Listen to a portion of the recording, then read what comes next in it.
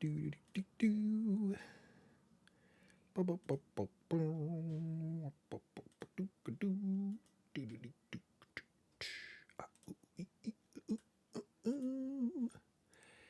Yep, there we go. Boom, boom, boom. It's the show. Welcome to another fun-filled episode of You Can't Do That on Salesforce. Hi, I'm Tom. The time has come where we continue building silly things for your viewing pleasure. What is going on? We didn't have an episode last week because of the holiday, and I didn't really tell anybody about that. So if you were lined up at the door, you were let down, and I apologize. But we're back, and that's what matters. And we're gonna pick up where we left off the other day with YCDRPG. Our last episode, we built the battle engine. And we shall continue building the battle engine today. Last episode, we successfully got our heroes fighting some monsters. Never mind the fact that everybody had dealt the same amount of damage and had the same amount of hit points and the same amount of, well, it was kind of boring, but things fought till they died. And we discovered a lot of edge cases that, were obvious, but I didn't, realize were going to be a thing.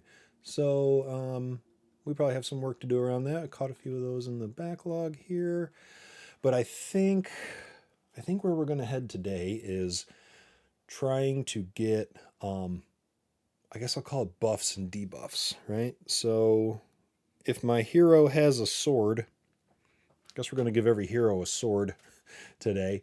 That sword should do more damage to a monster than a stick. So how do we decide how much damage a stick does compared to a sword?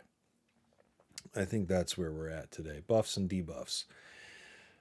This has been the I don't want to say I've been dreading it, but I think this is going to be like getting head around how to do that and how to maybe design, like, how do you design the data around it, and how do you design a little basically like, how do you design a flow to do that work and report it back? A flow or an invocable or something that's going to do some processing for us. Something that's going to tell us how strong is that sword, how much damage does it do to the monster. So I did have to create a new scratch org, so we might be missing a couple data points here, but in fact, I know we are. I think we have no quests. We have none of our like reference data, which maybe is a good point now to write a little script and generate that stuff for ourselves. So let's shift gears here a second. We're going to get into our fun stuff. I don't have a folder for some scripts. Okay, well let's make one. Not there. Make one at the top. Scripts. There we go. And we'll just do a little Apex script here. Create data. Okay. What do we need? What do we need for a game? Well, first we need to give my user the permission set group, or we're not going to see much of anything. So I got my admin here. Admin permission set group is pretty good. The user permission set group, which we'll eventually add people to, is not so. Oh, darn this! Can't add permission sets that way. We got to go find our user and add the group here. Admin, There we go. Okay, now I can see stuff. Should be able to see the app. And I can. All right, we need some characters, we need some monsters, we need some quests, or even just a quest. Couple of monsters. What's our fields for monsters? Right. Okay, so I'm not going to do this over here. Let's do a list of monster. Got my names right? Yep. List monsters equals new.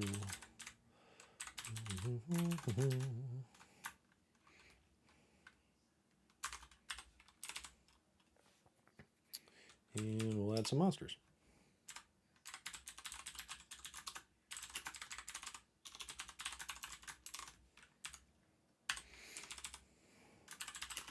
Let's go with Ghost. And we got to do some hit point stuff here. So I can grab these fields from here. So it's here where we define our some ranges for how many hit points max and min our monsters could have. And experience points too.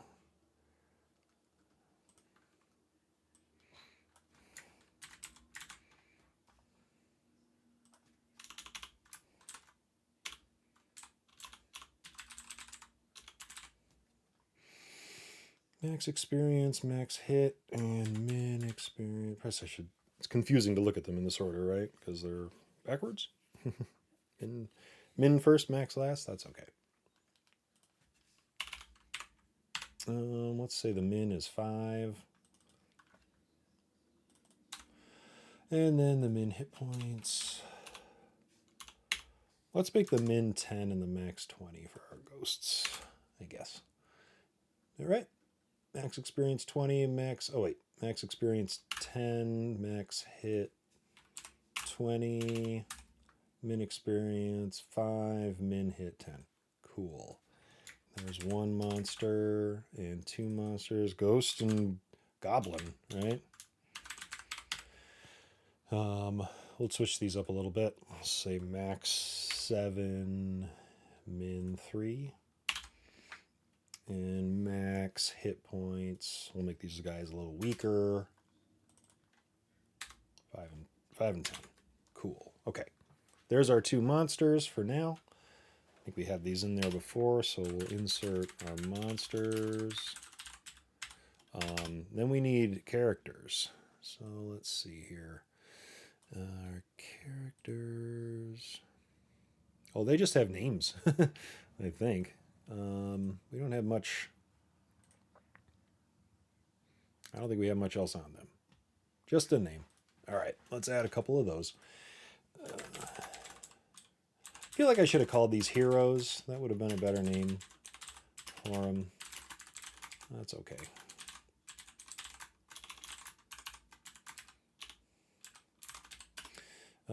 Same thing.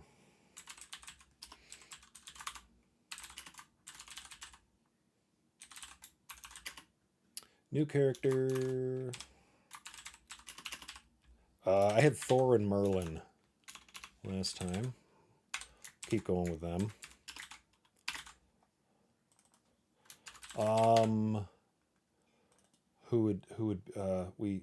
Let's see.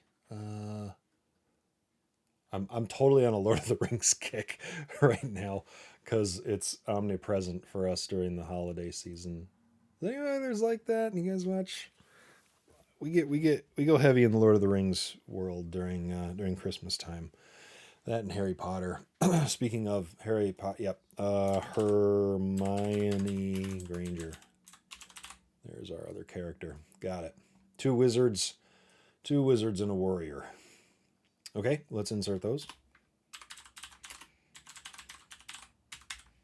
Okay, and then we need a couple quests.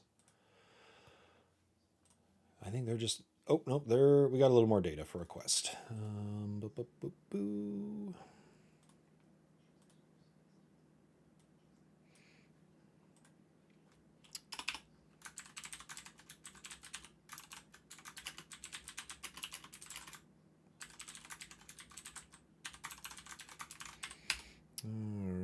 just going to steal one of these because I'm going to need all that stuff.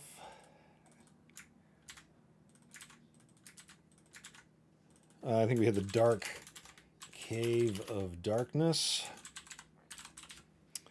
and other stuff. We need quest.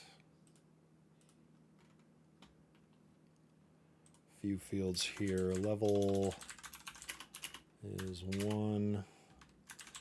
Max step monsters. So this tells, max step monsters tells us what's the maximum number of monsters you can have in any given step. Let's go with 4. Let's go with 2 since this is like a level 1 max steps. This tells us how many, how many rooms or tiles between point A and point B you're going to go through. Eventually that will probably turn into something more like a map, but max steps 10. Min step monsters. So what's the least number of monsters I can't type. What's the least number of monsters we can have in on a step? Again, let's say 1 min steps. And these are randomized, so let's keep it kind of tight. We'll say between 8 and 10. Previous quest, we don't have one for this. And is it required? We'll say true. We use required to dictate, like, is it a main mission or is it like a side mission? We haven't done anything with side quests at all. I'm sorry, I just said mission, I meant quest. The level, we're not using this yet, but we're going to need some way to say how hard is this quest. I think level becomes like maybe a multiplier for the monsters' hit points or damage or a little bit of both, or maybe we'll need some more data points for that. But we've got our Dark Cave of Darkness quest. We've got our flaming volcano of fire quest. All right. Let's make that one a little harder. Maybe you can have 3 monsters. The max steps are 15. You still have a minimum of 1. Min steps are 10, 12. Let's go with 12. Required true. And then what I'm going to do is insert these. Okay, and then I'm going to take, I'm going to immediately turn around and say quests. Let's see, the first quests dot previous quest, because we're going to put these in a sequence. You can't do the Flaming Volcano of Fire until you do the Dark Cave of Darkness. But that's going to be, so the second quest's previous quest is the first quest. That should do that. And then we'll update quests 1. All right, there's a little data creation script that might work. And then I'm going to make one more that is just a, I always like to have a data cleanup. So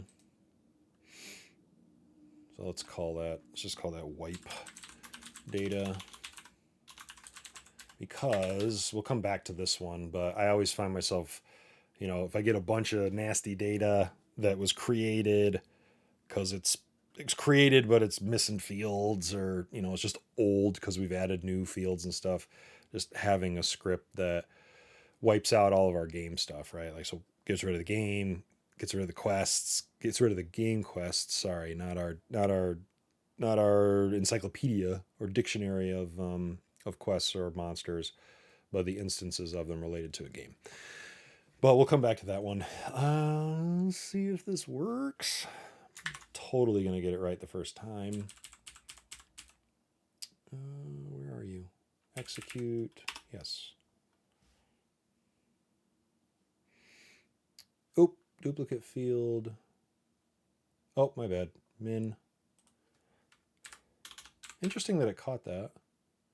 Good that it caught it, but Thought maybe it would just override it.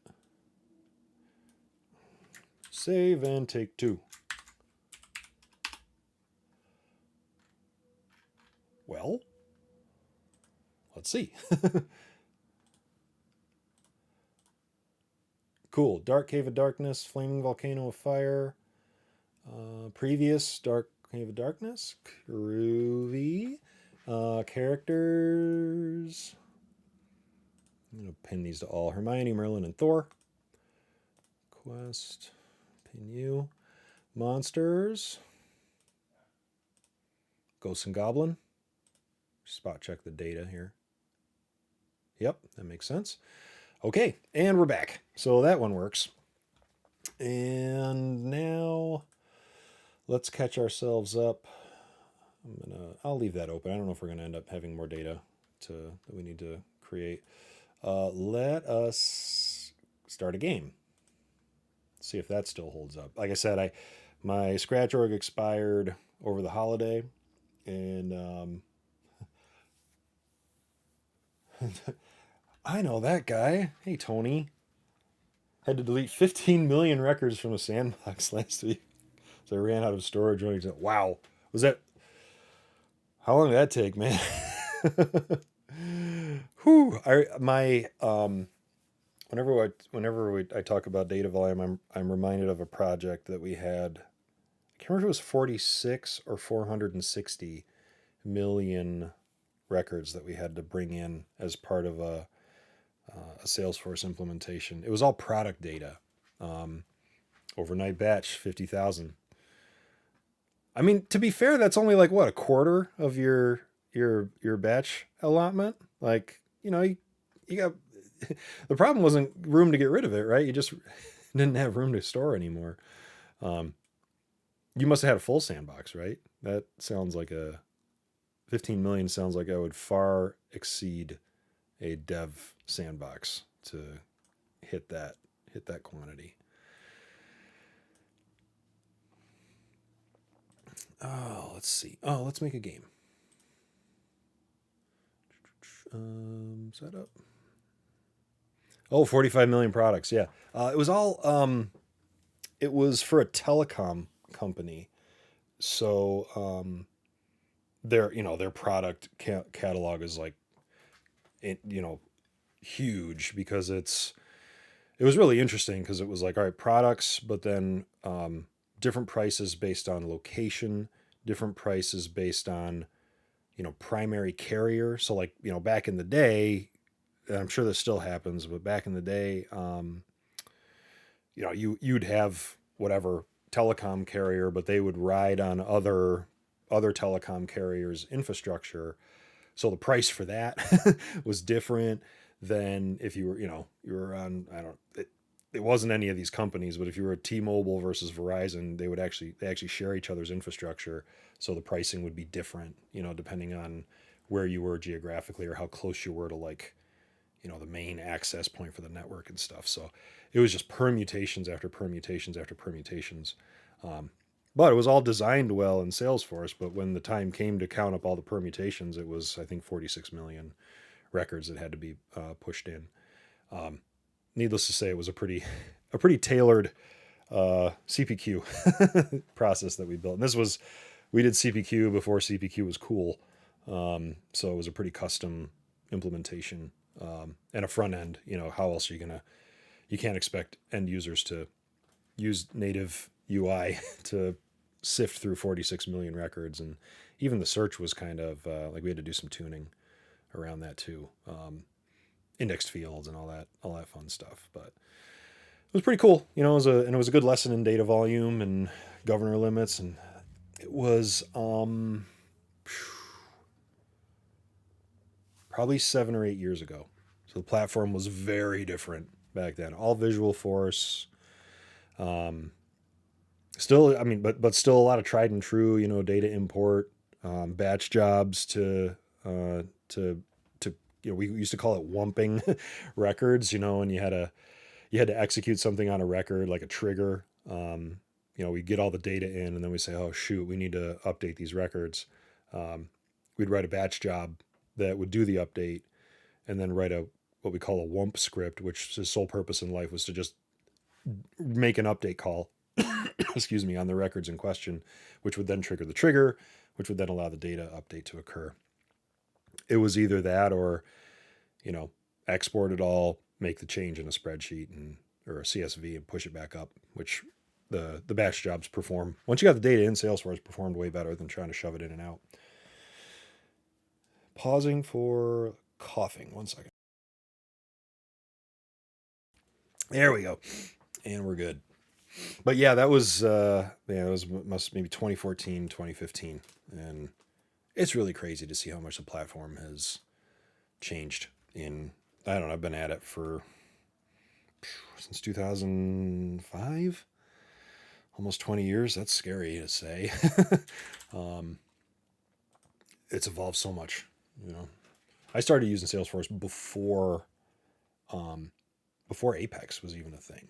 So I was like, I started getting into Salesforce just using the API, and they introduced Apex when I was just getting started with it, and I was like, "What? This is amazing!" I think the platform's amazing. You can probably tell. Let's see. Okay, we got some before Apex. Yeah, there was a time. There was a time. A lot of the projects I worked on early on were, believe it or not, Windows forms in Visual Basic.net. Yeah. It was all API, all SOAP API too. And all the, security was very different then. Authentication was very different then. Usernames and passwords were just floating around in in files. But even then, like the API was, oh yeah, I mean the SOAP API will like it, I don't miss it. I will say that I don't miss it, but at some point you kind of, what I always appreciated about Salesforce was, and this was again 20 years ago, comparatively speaking, it was just the most approachable, consistent platform and API that you could ask for. Like you create a field, boom, it was available in the API. There weren't a lot of platforms back then that even had an API available, let alone be as, again, consistent and approachable as Salesforce's was. Whether or not a SOAP API was approachable, well, I think we can all agree that maybe not so much these days. I'll take a REST API any day. I'll take working natively on the platform over that, and I'm a recovering developer. I'll take working in a flow just as equal, if not better, as working in code. Speaking of some flow, that's the wrong one. Let's make a new game. Let's make a new game. This is the only way to access this right now, so I suppose we should expose this somehow. But I'm going to start up a new game. Let's call it, it's my very clever naming convention.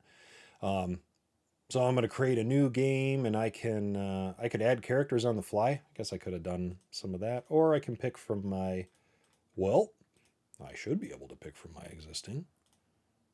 That looks like a problem. Maybe her. Nope, it's not a problem. I just need to search for it. There we go. Let's add Hermione. This is my favorite trick to get a screen flow to loop. Not very elegant, but I'm going to not check that box. So when I hit next, it comes back around. We added Hermione to our selected characters. Let's get them all in there. Let's get Thor in there. Next. And let's get Merlin in there. We have no checks of what happens if we add the same character 3 times.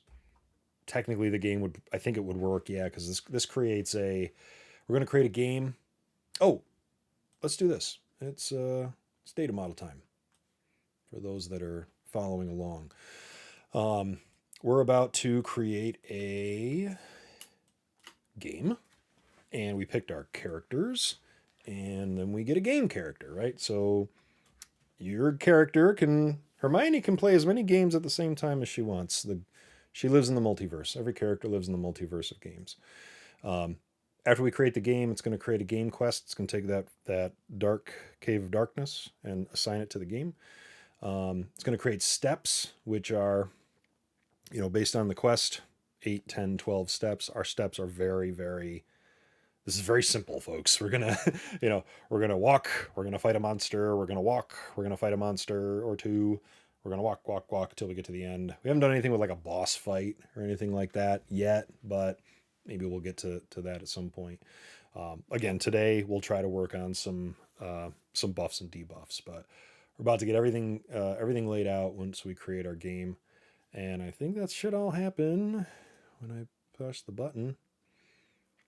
And it did, hypothetically. How'd we do? All right, here's our game G1. We put all 3 characters in that game. So I get a game character junction object. It has added the Dark Cave of Darkness. We do have some random mojo that gives us the number of steps. So this, I think, is Game Quest steps. Oops. Yep, there's Game Quest steps. Let's look at the quest. This is pretty deeply nested. So the game quest has steps. We don't create all the steps at once because there's a little bit of in building this. My impression is rather than have it be exhaustive and build out all the steps, you can kind of do a check after each step is completed to say, are you done, right? The game quest knows that there's 9 steps that it's going to take, or I think we're missing a field that shows that number here. But it's going to do 9 steps. We can check what step we're on as we go through the game. We're currently on our first step. The game knows that there's 2 monsters assigned. Our monster assignment is super basic right now. It just says, hey, give me a list of monsters and I'll loop through them until I hit the max number of monsters that you can have.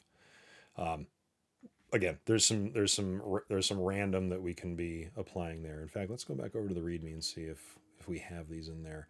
I'm going to get this into like bona fide GitHub issues at some point, but for now we'll do it in here. Yeah, I don't know if we have. Let's see, monsters for steps. Make more random. Check. This is our ghost and our goblin that we created during our setup. We have 1 round preset because so rounds represent the fight. We get to, I'm on my map, I'm on the start. Pretend I'm on a map and I'm walking, right? And I take 1 step forward, I'm on a step.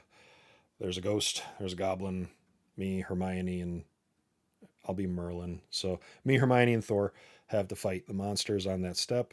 That's a round, right? Or multiple rounds within a step.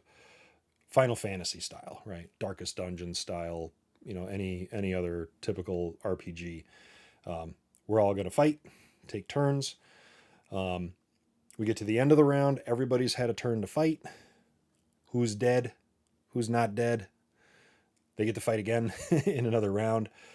We do have a little bit of random in the fights or in the rounds.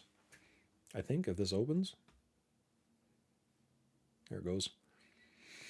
So a round has turns, right? So we look at all of our. We've got 2 monsters, and we've got 3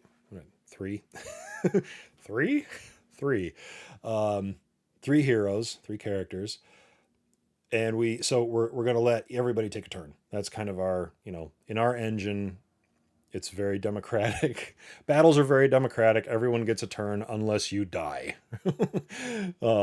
So we create a turn for every either monster or character.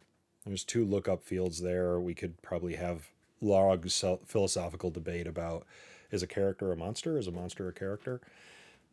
We got 2 lookup fields. You're either one or the other. And then we have a sequence field which gets randomly populated, which gives us a list of how the fight's going to go down. I believe it just so happens that the monsters are going first here. They could all be intertwinkled. If they're not being intertwinkled, then there's something wrong with the logic here. But so it looks like Goblin, then Ghost, then one of our three heroes are going to go, and we'll we'll play out the fight here in a second. I feel like there was a bug during the fight, during a round of a step, I should say, that was either doing too much damage or causing someone to not attack. I guess we'll see how that plays out.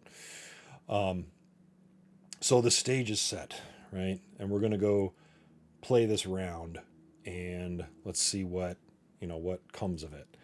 So let's go to our other flow. Oh, whoops! Let's go to play. Yep. This will eventually be a little more elegant, right? Like you'd be able to go into Salesforce and maybe go to some UI that shows you. Again, you could have multiple fights or multiple games going at a time, so you could play if it was your turn. We haven't. The turn logic is not so much. Well, this isn't multiplayer yet, but the turn is really like it's always your turn unless you're dead. But what round are you in? All that kind of stuff. So I'm gonna pass in. Oh wait, no, we need the game ID. My bad. The game is stamped on like everything in the hierarchy as the data gets created, just as a redundant lookup, because sometimes it's easier to reference the game rather than having to climb up the whole hierarchy. Quick look at the flow turn logic. Yes, we're going to go in there next. This one here. Let me get it. I'll get it started in the debug, and then we can kind of follow along between the two. Uh-oh. Except I broke it. Too many Sokol calls. We have a loop somewhere that we're making things sad. Or it's the logic of our game here. Okay. This really is the big one. So this really like plays around, right? So all the other flows that we've got, there's a flow that initializes a game, initializes the quest, the step, the monsters, the round, the turns. Do. And they all bubble up, right? So if you call round, you're going to get turns. If you call quest, you're going to get monsters. If you call quest, you're going to get step, first step, monsters. Boop, boop, boop, boop, boop. So it's kind of clean that those flows that drive everything, they don't happen in isolation. I can call one flow, and it's all subflow, kind of compartmentalized. But this is really where once you initialize a game, this is where you're headed to. In fact, I think the new game actually drops you into this play flow to start playing the game. Obviously, we've got something wrong. It's probably in the logic. I think what happened is I was building this, working through some of the logic here, and we can talk about this a little bit. I made updates to the logic, but I didn't actually test it, and we've probably got some infinite loop fun going on here. So if I walk through this, we want to find the current step that of the quest that we're in, because that's really where the fighting happens. So we find the step, and then we find the turn. It really is like this literally goes down to whose turn is it. So in that list in the round here, we're picking one of these. We've got a status. They're all pending, but we pick the top one off the list based on the sequence. So that is happening. Sorry, that's happening here. I'm not going to click on all these because it'll make it weird. We have to get the game characters that are not dead. So it's possible in this process, because at the end of playing, we come back and play again. So And there's a lot of loops in here, like there's a lot of do loops that send us back to the front of this. So at the end of a turn, did anyone die? Essentially, then we've got to say, all right, well, let's get the characters that aren't dead, let's get the monsters that aren't dead, and then we make a decision here, right? So, and this is probably where our infinite loop is blowing up. The conditions that we could possibly have in at the start of a turn is I've got no living characters, right? If all my characters are dead, the game's over, right? So the step fails, the quest fails, the game fails. The end, start over. I could have no living monsters, right? If I have no living monsters, that means that the step is over, right? So we don't need to create a new round. It means we got to the end of the current round and there was nobody left to I'm sorry, we got done with the turn. There's no monsters alive. We're done with the turn. We're done with the turn, we're done with the round, we're done with the step, actually. So when we're done with the step here, insert some logic here for, treasure chests and other stuff like that. Prizes, experience points. We don't have any of that in place yet. If we get to this point and we don't have a turn, which is possible, right? If all of our players, or if all of our turns were taken, then we'd have status of success, I think, for all of these. There's no more turn. Well, we need another round because we have some living characters and we have some living monsters. So please create us another round and then take us up here. I forgot to mention, when there's no living monsters, then we need to determine if we need to make another step or not. So we're back to asking the quest, hey, are we done? Was this the last step? And by winning, did we finish the quest? If the answer is no, then we got to go create a new step. If the answer is yes, then our quest is successful. So that would be the case. If I have no turn, I need to create a new round. If it's now we're getting down to whose turn is it, right? Is it a character's turn or is it a monster's turn? If it's a character's turn, we do a second check if there's any living monsters. I don't know if we need this because it would have happened up here. So I'm probably going to clear this out. But before I got smart and added a few more conditions upstream, I had this in place. I don't think you're ever going to land here.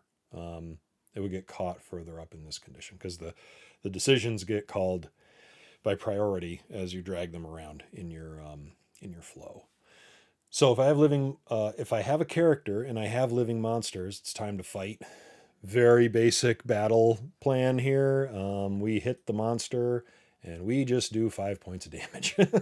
Right. This is where our buffs need to kick in. Right. We need to make this a little bit more variable somehow. Start working on that today. Did the monster die as a result of that? Did his hit points get less than 0? If so, actually delete the turns. It's easier to delete the monster from the monster's turn because it's dead. And if we can take it out of the list of turns that are going to be played, that just makes, we don't have to evaluate if a turn we're going to run is it with a dead monster, right? Maybe there's a more gruesome version of the game where you fight maybe the dead come back to life. I don't know. We'll figure that out. That's in the sequel. Definitely in the backlog. So actually just delete the turn if the monster is dead and it hasn't fought yet, right? Because we don't want to. We also don't want to break history if something's already happened.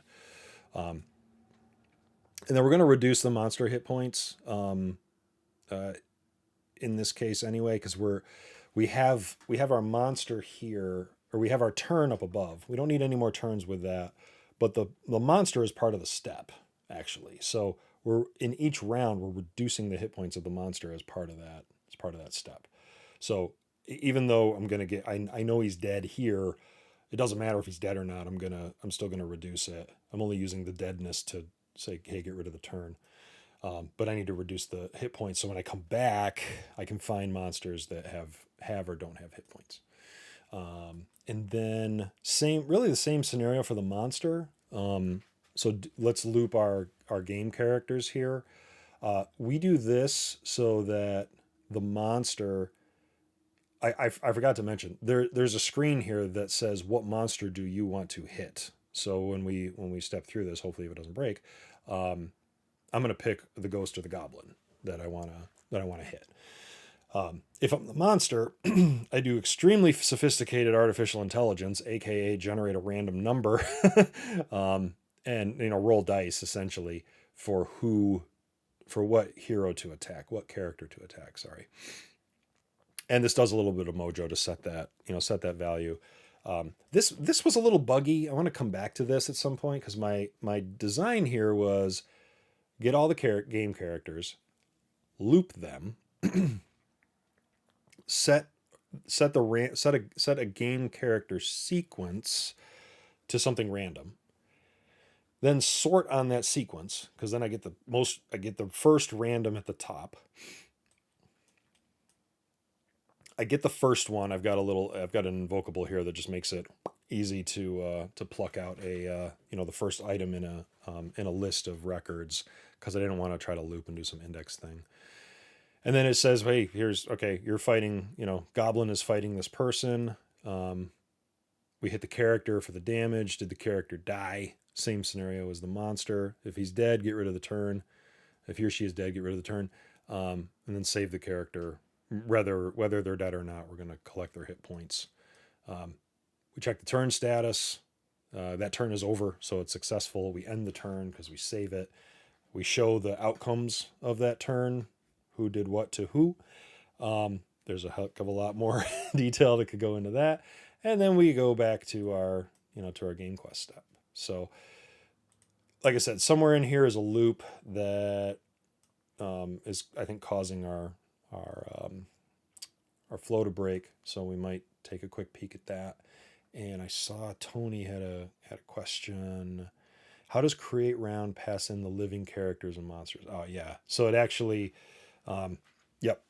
I saw your thumbs up. So you probably saw like we're actually just requerying at the start of the round to determine. Well, actually, the start of the turn to determine who's left to fight. Basically, if everybody's dead, monsters or humans, we take action after that. So it's sort of the whole thing is recursive, or at least it's one big do while loop anyway, and it has to reevaluate after each one.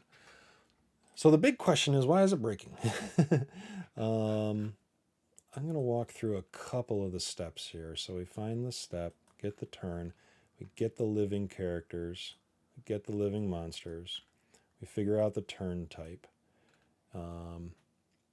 Okay, so it executed no living monsters. Oh wait, no, did it? Skipped this because it wasn't met.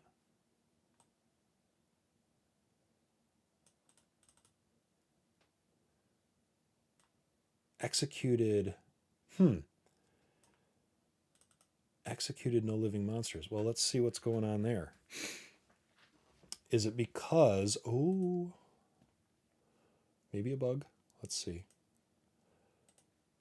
Do the monsters in our step have any hit points? They do. Okay, so our monsters are not dead. Because that's what we would be evaluating here. We did find get living monsters. So those records are here. Turn type.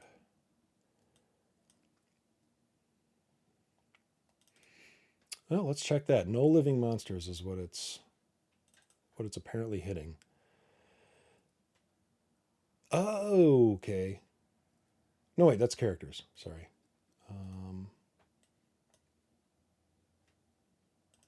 Back here, no living monsters. Oh, current item and I think I just picked the wrong thing here.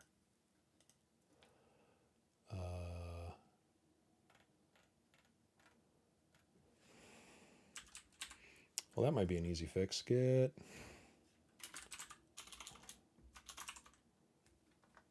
Can't see.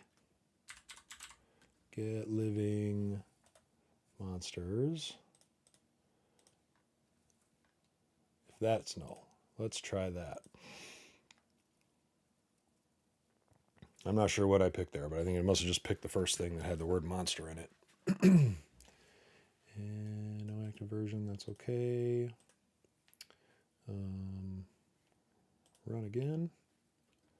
Oh, yeah, no, we don't have a version. Okay, hold on. Let's get rid of new game so I don't confuse myself. And debug you. Need that game ID.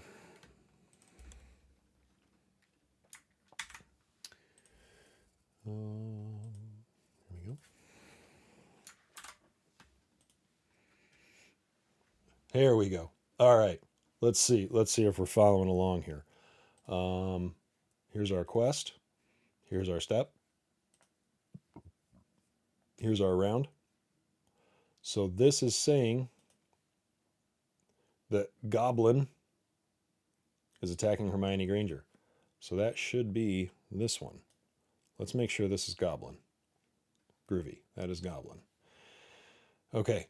And this does not get filled. So I had a thought of like, maybe if the monster's attacking, should we say who they're attacking as the character? Maybe that's useful. I don't know. We'll see. Again, if turns are getting deleted, I guess maybe it doesn't matter what we're saying. But that could be maybe interesting. But okay, no.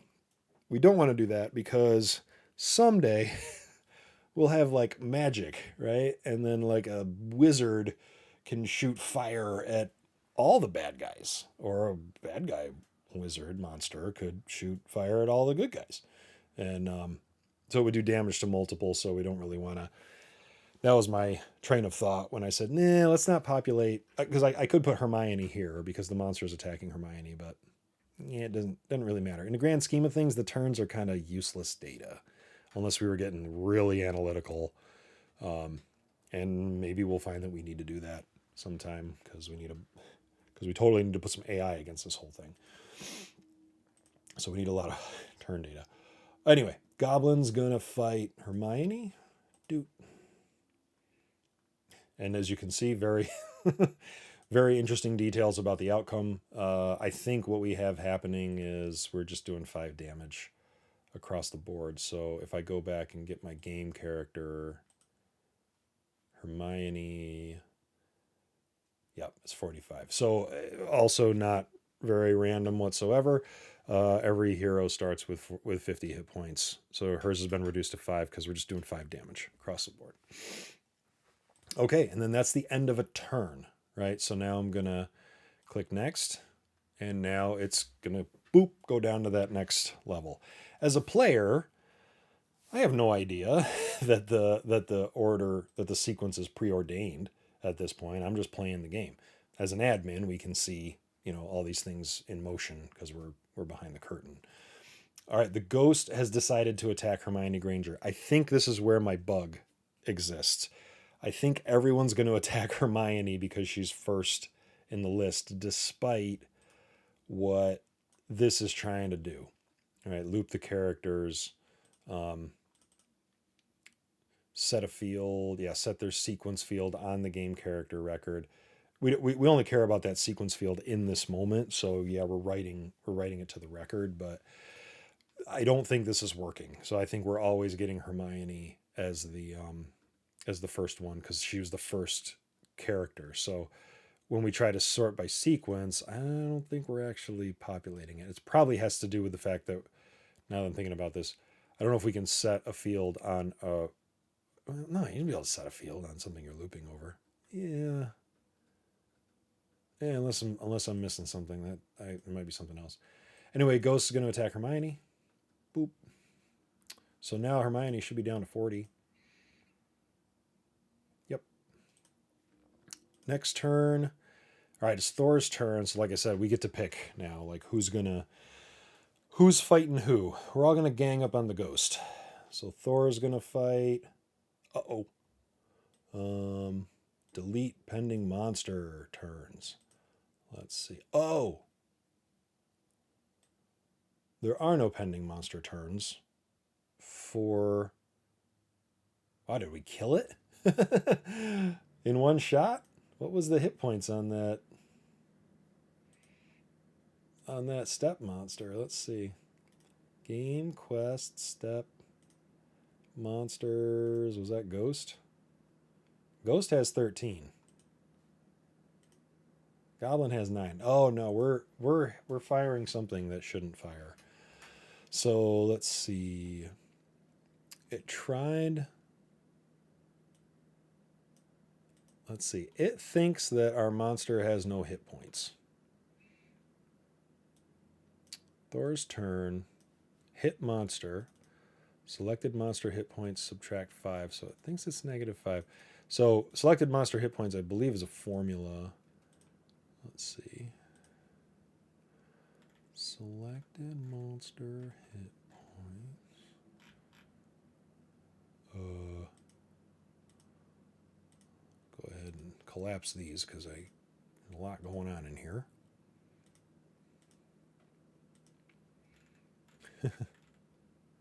Did I miss it?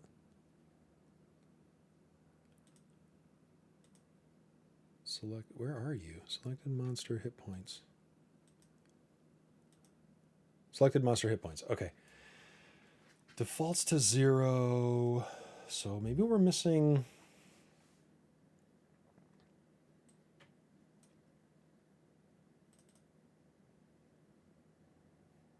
Yeah, somewhere we're not we're not setting that. Oh, right. Because we need to assign it. We're picking our monster here, and then we need to assign the selected monster hit points.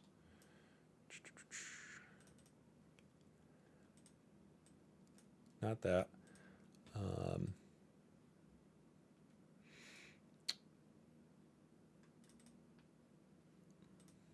I don't think we're setting that. So that would...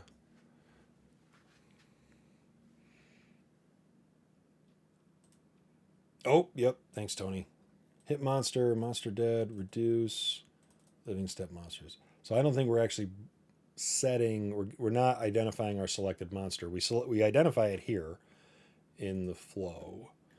And then so we have it, we have the choice here. I have the record ID, but then I got to go get it out of that list. I think, right? Select a new monster. What if we?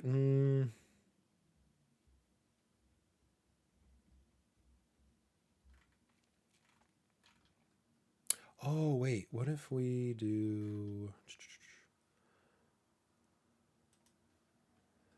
Can I? Where I'm thinking of something different.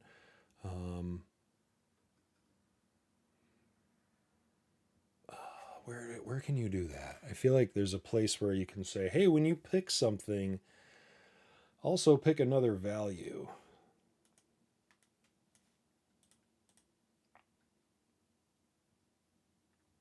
Right here, default, or no.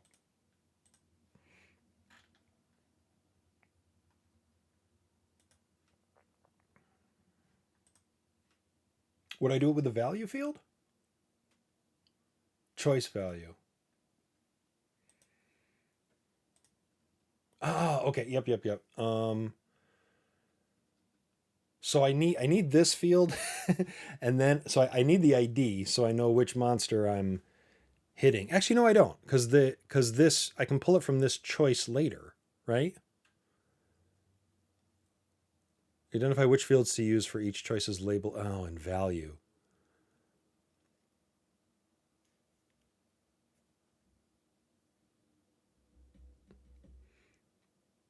I could make this the hit points, but I need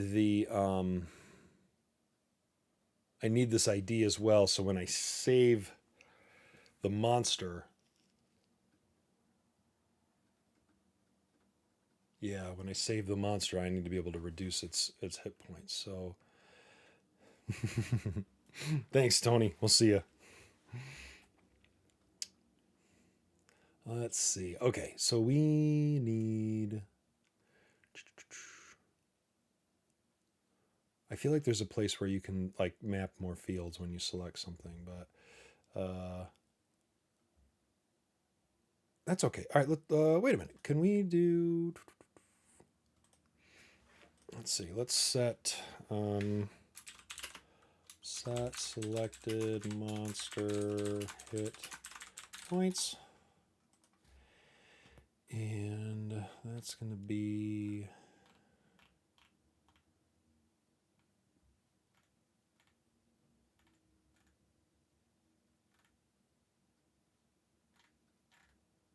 Where are you? I wanted the component that. It's not going to let me do that, is it?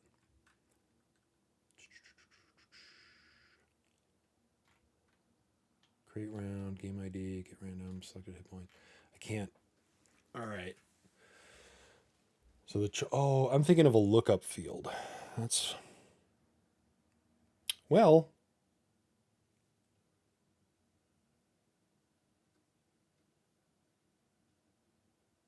No, I don't think we want to do that. I was thinking, well, maybe we can make it a lookup field. We can use the lookup component functionality that's got some some other field values there. But nah, let's not do that. I think we're just gonna have to. We know what we've selected. We know the ID of that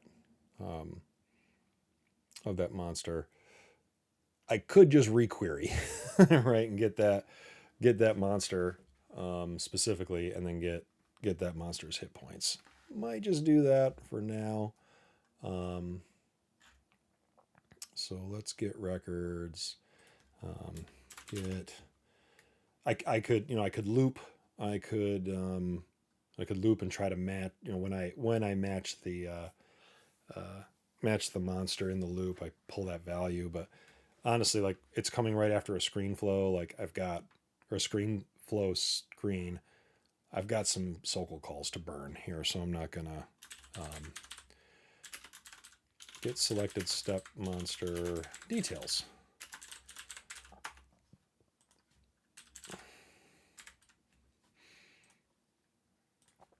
Whose ID equals.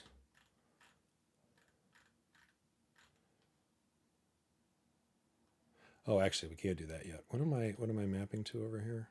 Yeah, I know. Boo boo.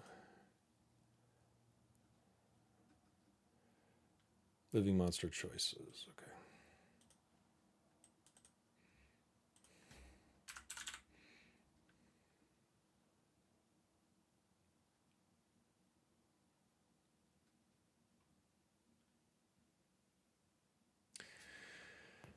What am I feel like I'm missing something really obvious here. I'm having a brain. Pick a monster, right? We need pick a monster.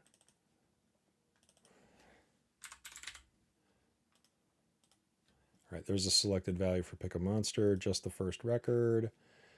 Good. And then let's set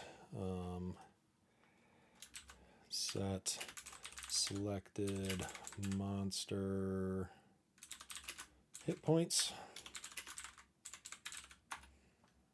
Selected monster hit points equals.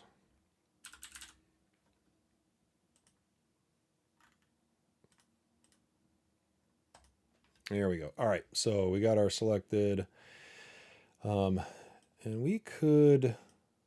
So instead, let's act upon that monster, right? I don't really even need the selected monster hit points if I just requery for this. There's really no reason. I could just take my monster details, hit points, subtract 5, right? Then we really don't need this.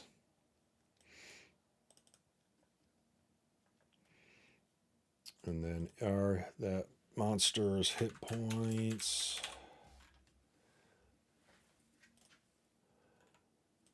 less than or equal to 0. Delete. We don't need to reduce anymore. We just need to. We're just going to say update. Update selected step monster. we have a we have a record to do that with. And that's it.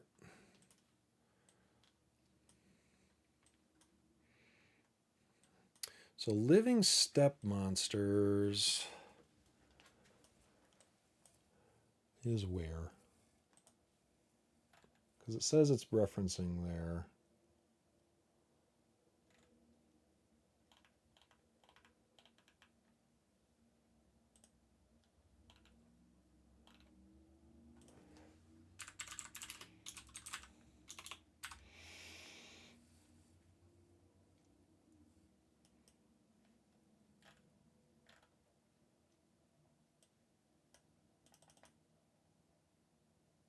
Yeah, okay, so wait. It was here. Okay. I knew it was somewhere. I thought it was crazy.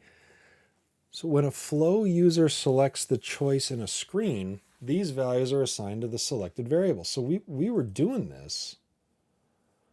So I'm pretty sure everything I just did I didn't need to do. This is where I was looking for the ability to map. When a flow user selects the choice in a screen of a record choice set, which we should be using here. This is yep, living monster choices. Oh wait. Living monster choices. Can we do this? That's why. Okay. This is living monster, but can we not use the other one? What happened that prevented us from being able to use living step monsters? There.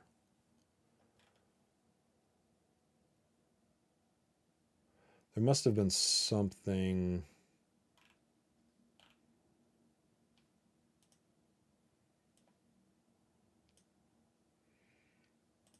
There was something that prevented us from using.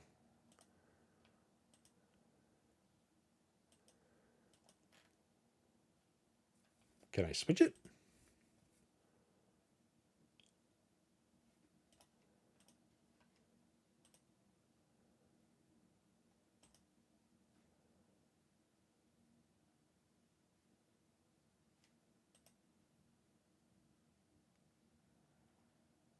I'm going to get rid of it.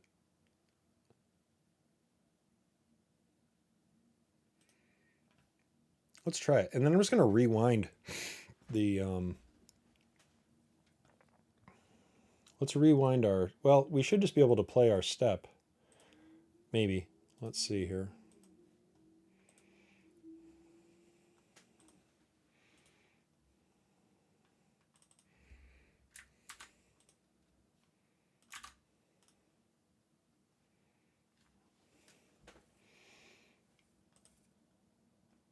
Thor's turn. All right. So pick Ghost. Pick Ghost. Now it's working because of all the other logic that I just put in there. But if our, I'd like to do it without the query, if possible. And then let's also see if we're actually reducing the ghosts. Okay, yep. Hit points are down to 3. I think it was 13 because we're doing 5. Yeah, I'm pretty sure it was 13. Do some field history tracking. Make sure our data is auditable.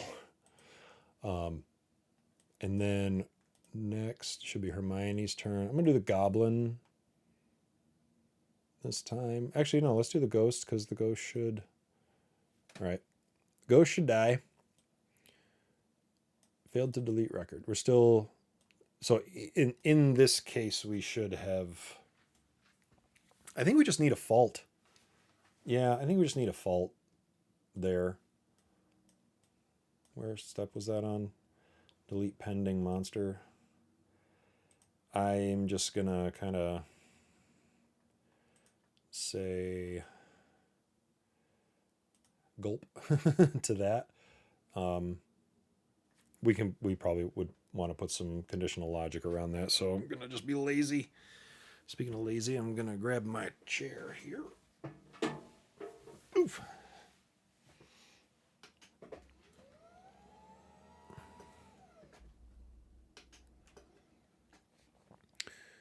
Okay, and then that should... So we should have a dead... we should have a dead ghost, I think.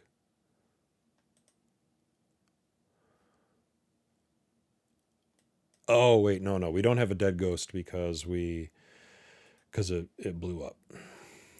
And, right.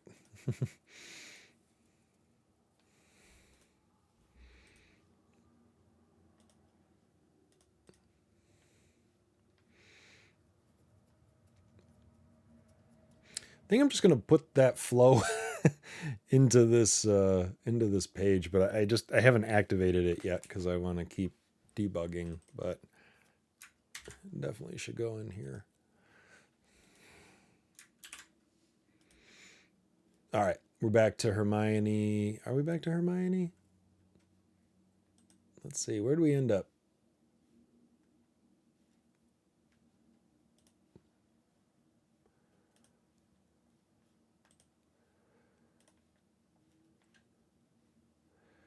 All right, yep. Hermione's turn to fight. So we had a fault there, so we couldn't finish. Done. No more turns. Need new round. I think. Let's see. Do we have that in our? That's here. Yep. So this is going to create a new. Okay. So now it's going to create a new round, which will... Our only surviving monster, I think, is our goblin.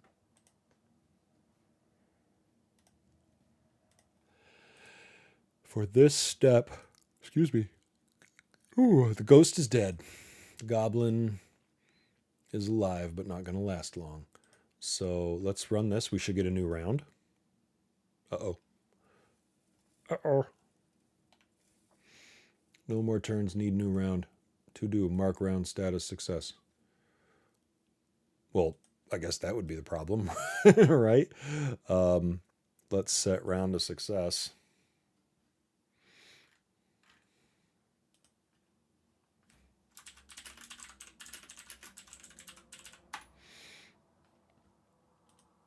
We'll do specify round whose ID equals... What have we got?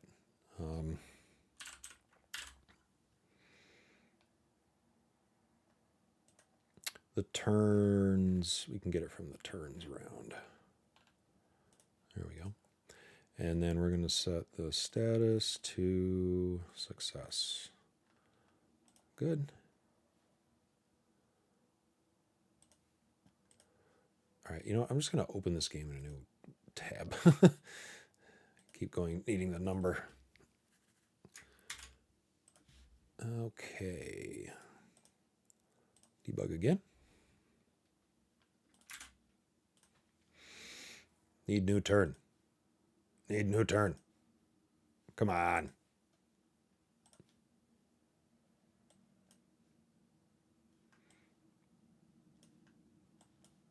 Is it hitting the create round?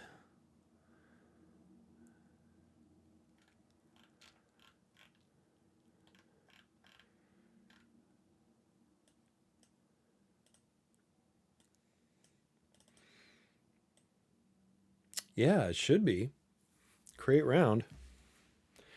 New game quest step round. Let's look at what are we sending?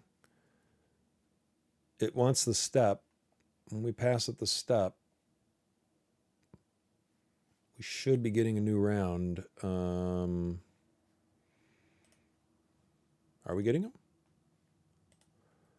We are not. So we should be getting another one of these. So why doesn't that happen? Let's check this flow.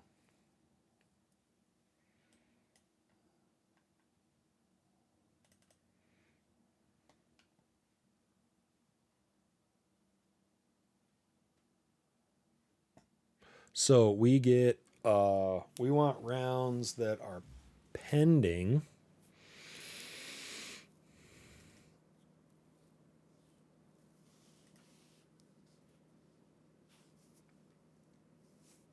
get latest round. What is get latest round? That's our pending, right? Yeah, so if get latest round is null and the status of the step is pending, then we should init a new round.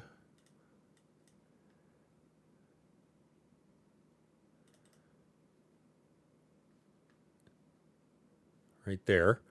And then we should create steps. So we're not even creating the round for some reason. We're hitting this.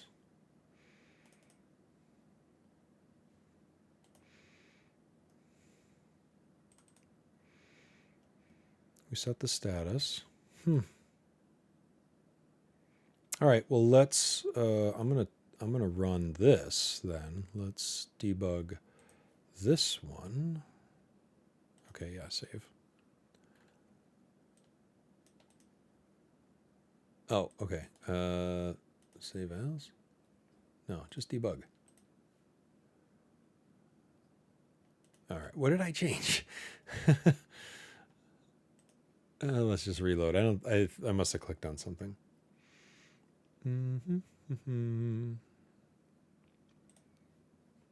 All right, give me that step.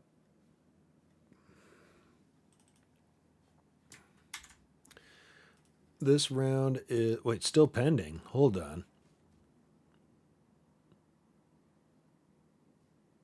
Okay, hold on. That's not being updated.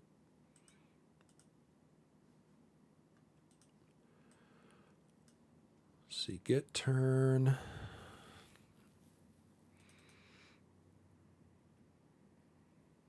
Do we have any pending turns still? No, all of our turns are successful. So when we get the pending turn here, we should get nothing. We're going to get no living game or no living monsters too, but more importantly, we don't have a turn, so no turn.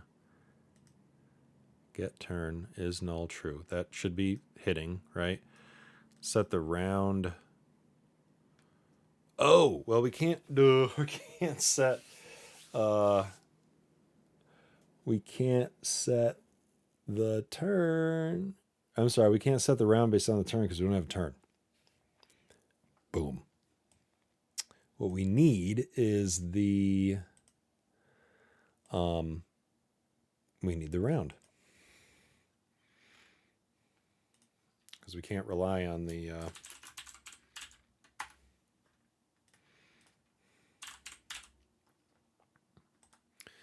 let's see, where game quest step equals get game quest step ID and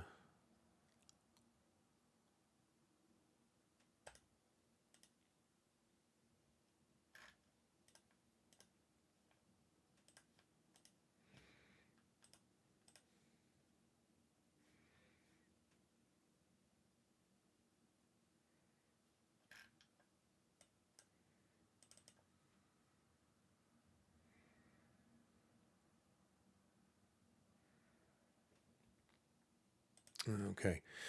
So we didn't have the round, so we get the round. We'll set the round here.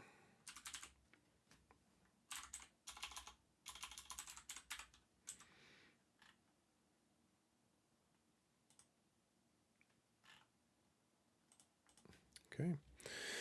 And status is success. So that should take care of, now what's not active here? New game quest step. Oh, I see. I don't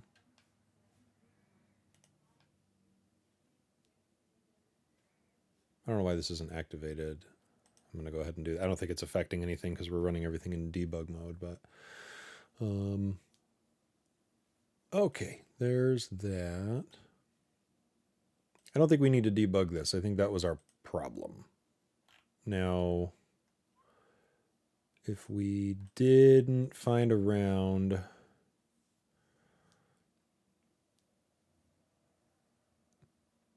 should be okay. I think this kind of self cleanses now. So let's see.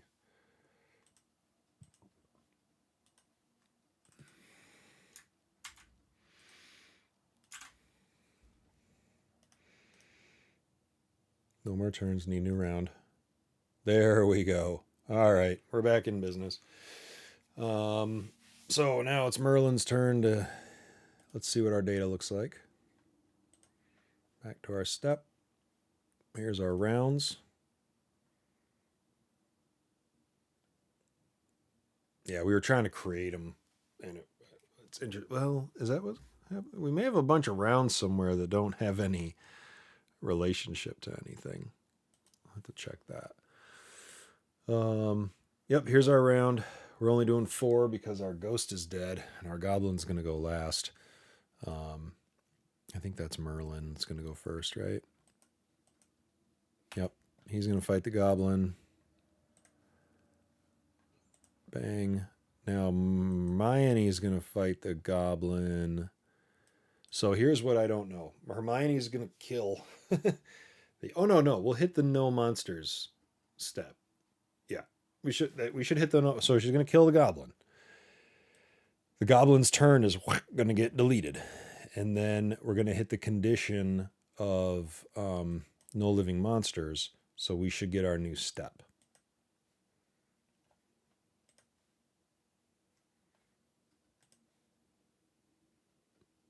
Okay, did we get a new step?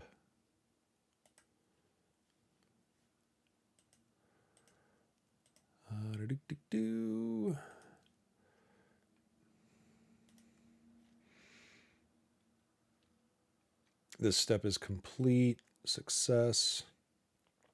Something up with our step sequence. I think that's supposed to be incrementing, but it is not.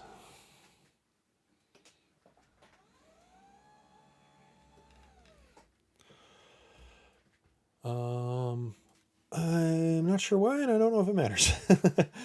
But let's add that to the stuff that's broken list.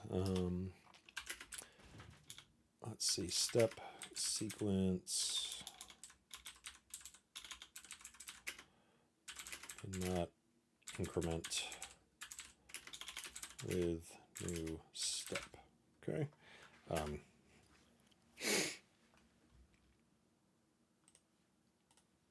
Okay, that should be okay because now we're fighting in this step. Created all the other stuff. We still have our ghost and our goblin. Excuse me. If I look at the monsters,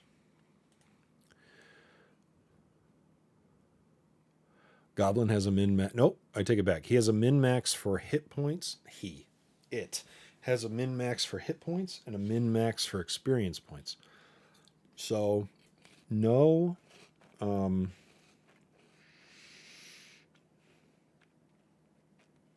Nothing about damage here yet. In a way, the goblin is a weapon unto itself. I don't think we necessarily have to call out the claws, right? I think we could simply do a min-max damage for the goblin, and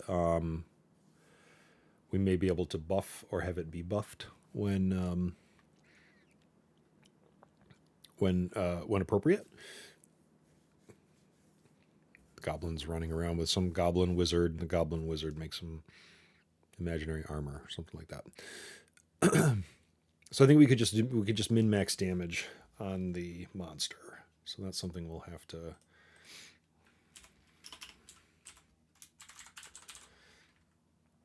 All right, goblin. We need to add min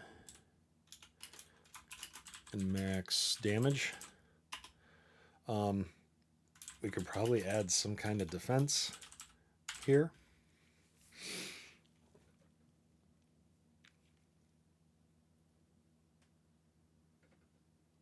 And then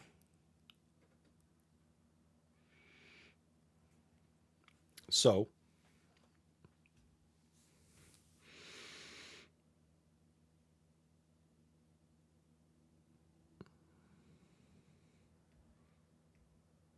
let's play this through.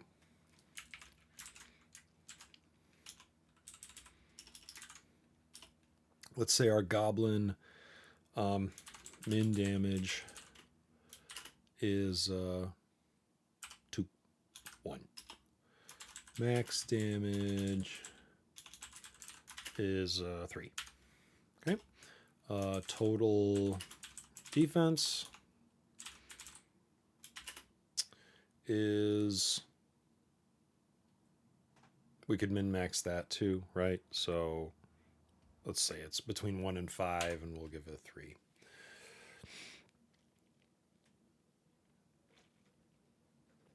So now, how does this play out when it's Thor versus Goblin? All right. Let's say Thor attacks.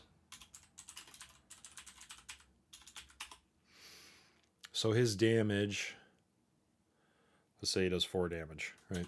4 damage.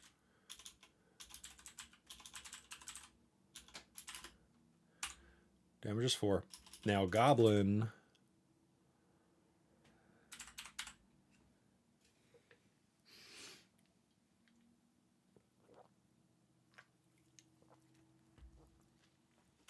defends, right? Defense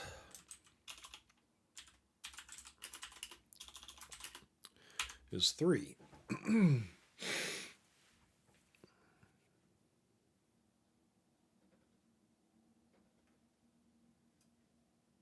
If we said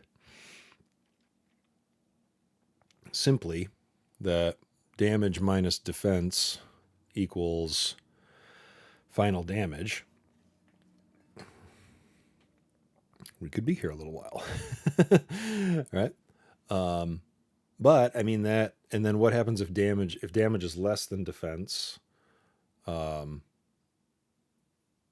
tie goes to the defender, or maybe tie goes to the attacker, but it's only a damage of 1, right? If that happens.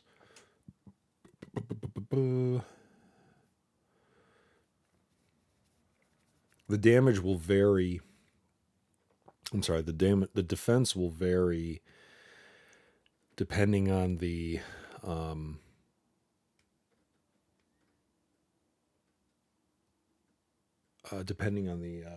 monster, right? So every time a monster gets incarnated, it'll get some, it'll get some number between, let's see. Oh, we should do min and max defense for the monsters as well. So they'll have some variance there.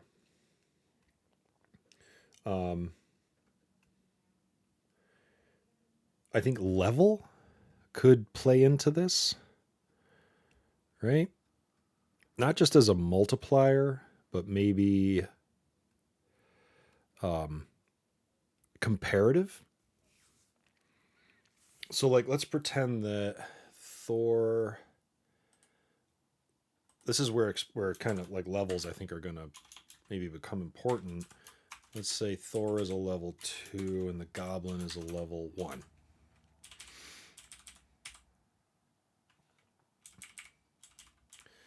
So then there's is there a level multiplier? How could we do that so it's not crazy? Right?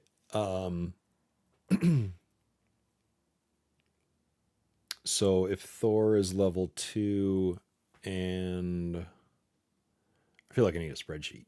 I feel like there's some math coming up here that we might want to test out faster than me just doing it in my head. Let's get a Google Sheet out.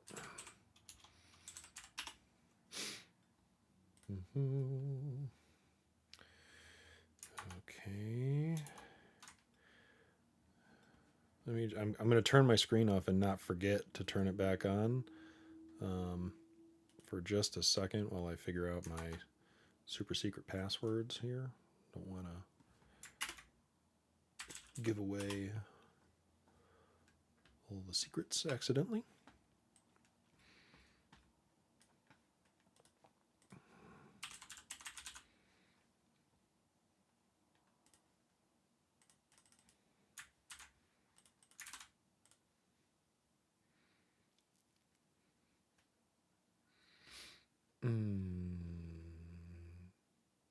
Okay, here we go. Spreadsheet.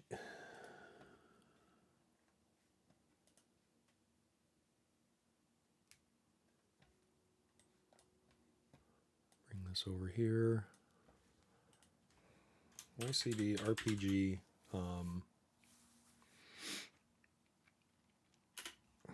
Attack battle math.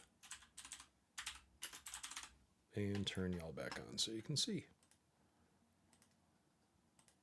Here we go. Battle math. Okay, so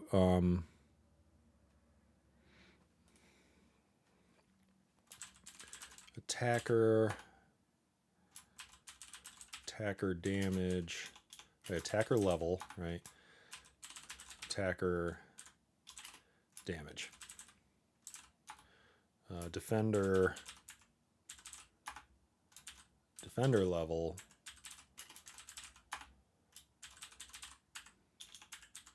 Defender damage. Maybe it's not even level. Like, what if it's experience points, right? It's more just like this divided by that kind of situation, right? So that might be interesting. So the defender level. No, I got that. Defender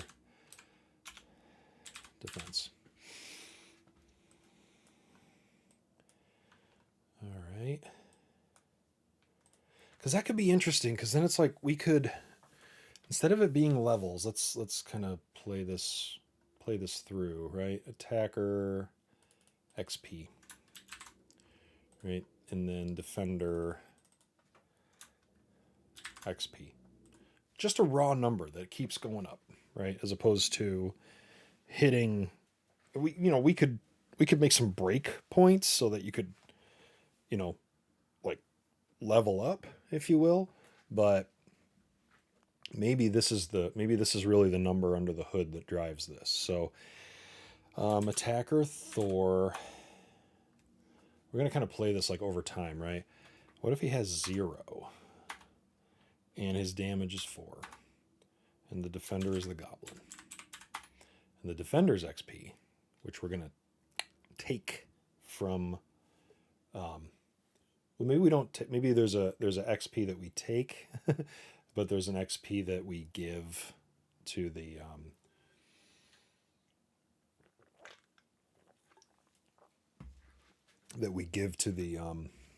to the monster, right? What if the defender's XP is 10? Or, maybe it's going to be more like 3. Okay? And the defender's defense is 3. So just like raw damage is going to be attack minus defense. So 1. I'm going to make this 5 just so we can see a little bit more math out here. That's the raw damage. But then the XP adjustment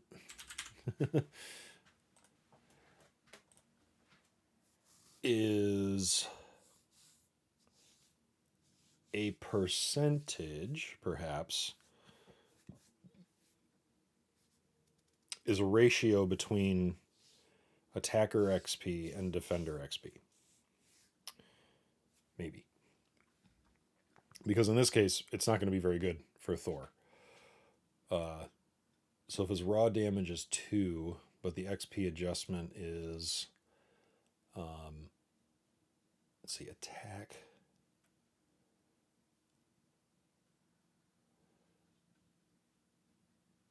whichever one is higher, right? So 3, let's see, would that make sense? 3 minus 0.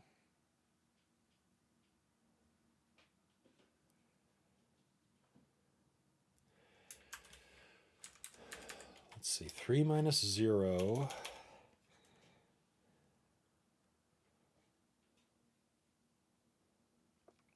The higher of the two numbers, right? So it would be 3 minus 0.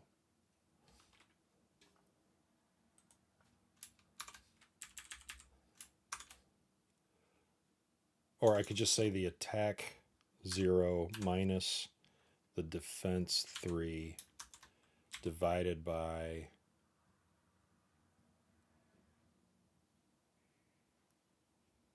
the higher of the two numbers.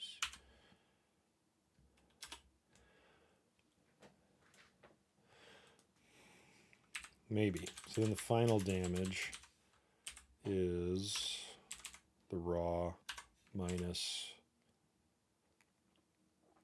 I'm sorry, the raw plus the adjustment. So in this case, it knocks it down.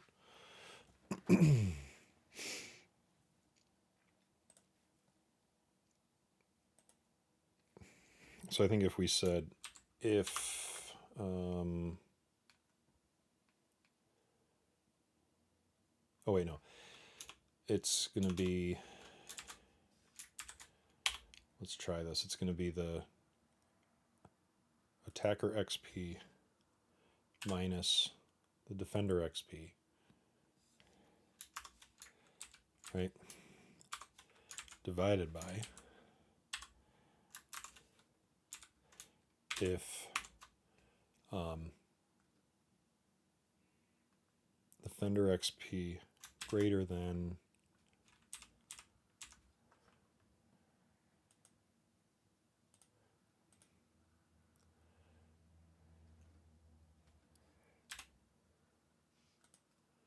oh, for God's sake, come on. What? Okay. If attacker is greater than defender, right? Then it's here. Otherwise, it's here. Okay. So then some other scenarios. If the damage is 4. I think if a number is 0, it has to at least get 1 point.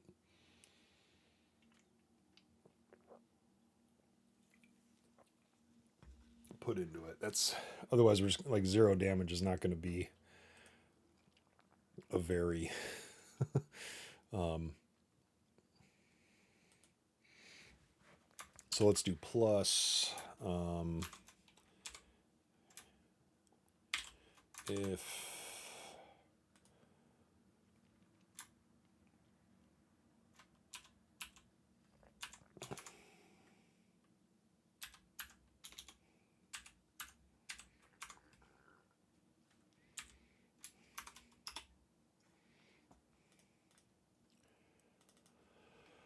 let's see. Oh, it's got to be this whole...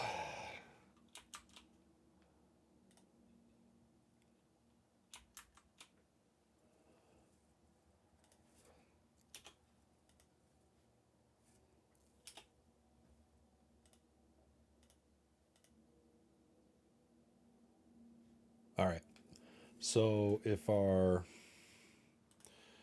attacker XP is 17.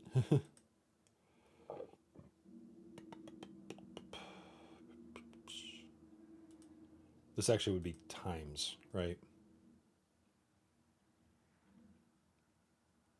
Or I'm sorry, plus, hold on, the adjustment. So the final damage would be G2 plus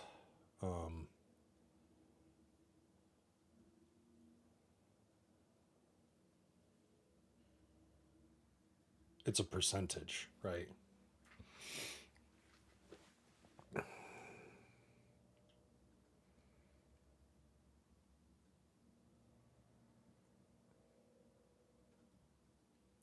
Plus G2 times H2. Let's see. G2 2 plus G2 times H2. Excuse me.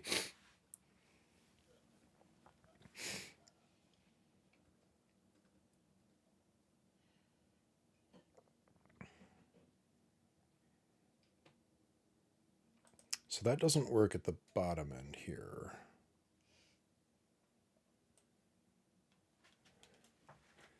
But if we took it here and used our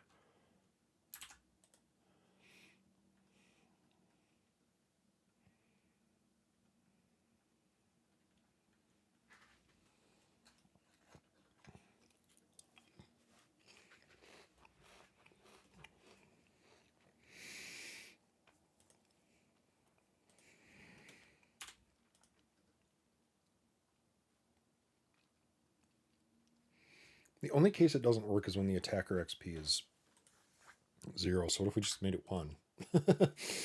Right? And then this is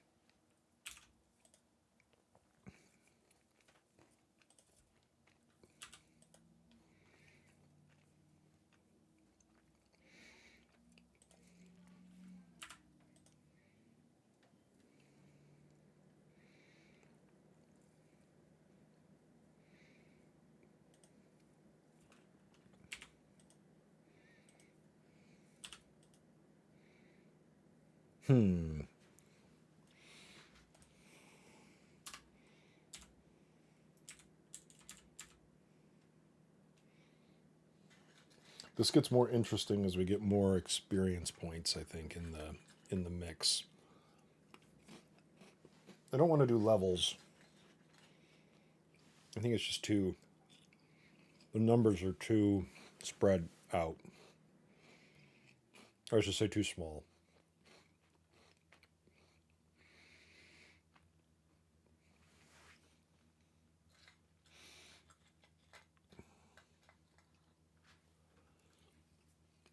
We could solve this by just giving every player 1 XP when they start the game. That way we don't have to worry about a 0 situation.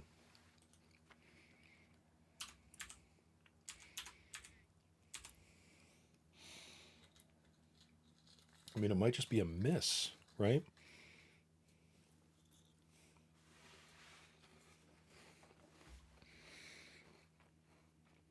You wouldn't do 3 damage in this scenario.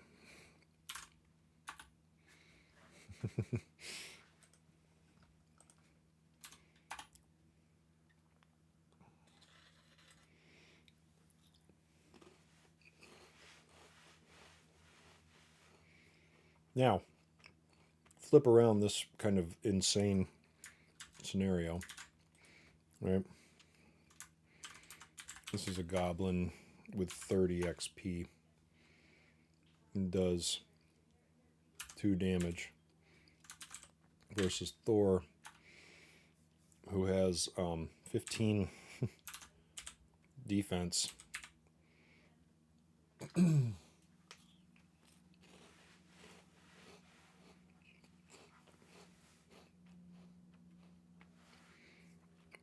But only 5 XP. So now we got to do some work against his defense number.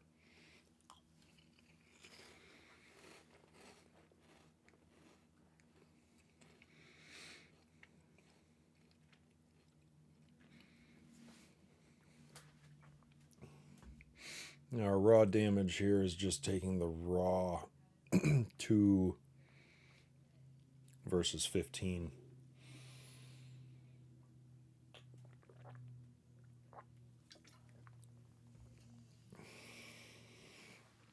Maybe raw damage just always has to be a minimum of 1.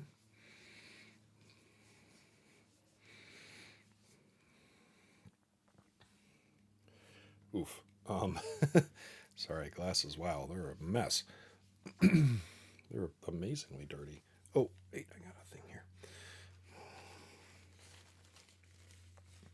So if the defense is very high,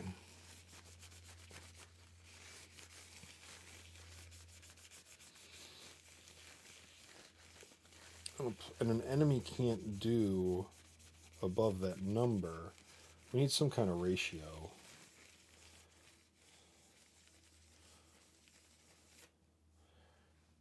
It's also, they may just not be very evenly matched. And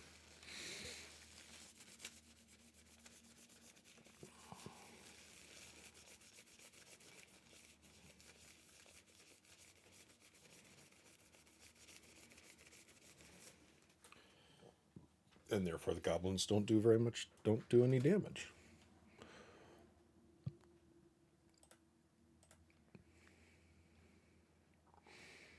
C13, the goblin damage. So the goblin has significantly more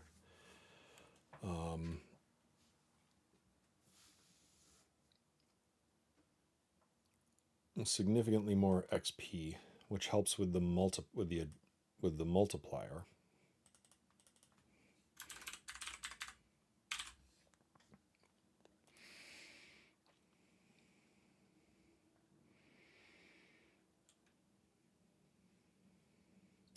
But the raw damage is nothing. Yeah. So then the multiplier is, let's see.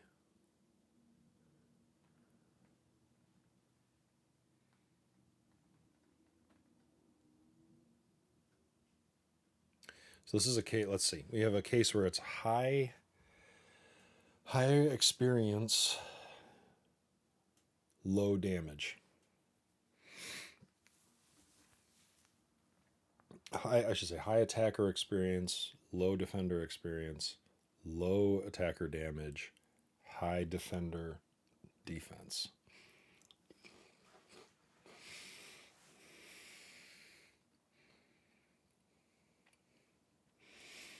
This math falls apart at this kind of disparity. But even if it was, what if it did 5? It's still that armor situation sort of it makes it impossible for the goblin to do anything to Thor. But I think we have to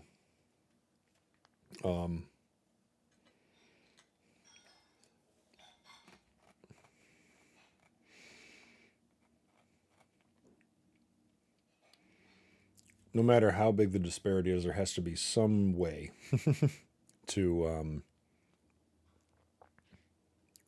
get some kind of damage, right? You can't just be invincible. But it should be to his credit that he's got, strong armor at that point in the game. And is fighting, while a higher XP, a low level damage. Now if this XP was 30,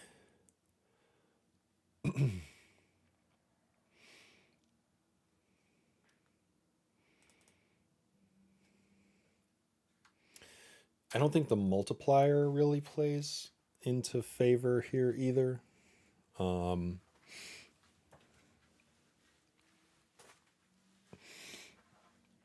Thor is just, he hasn't accumulated a lot.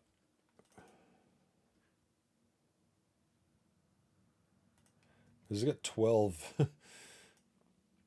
12 times the XP, which is probably not going to happen.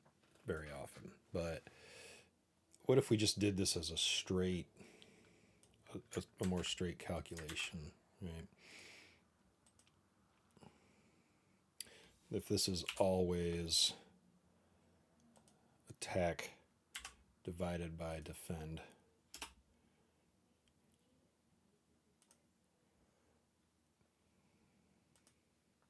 So the raw damage is minus 10. The multiplier is 4. It's not really a multiplier, it's an adjustment.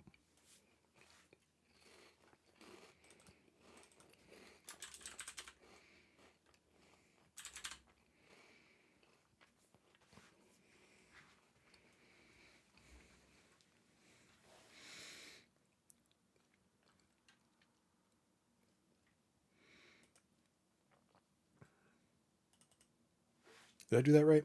Oh, XP. Sorry. This should be 60 divided by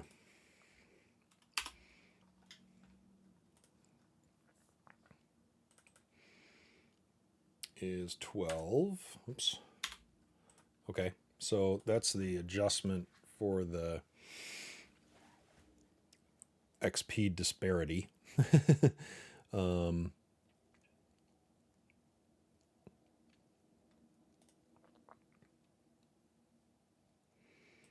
So then the final damage would be negative 10 plus, oops, so 2 damage. Okay, now what if it was 30? Negative 4.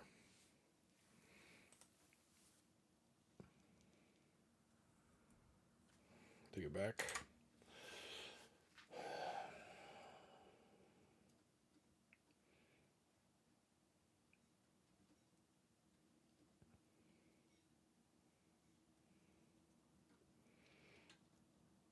I mean, we could say if it's negative, then you do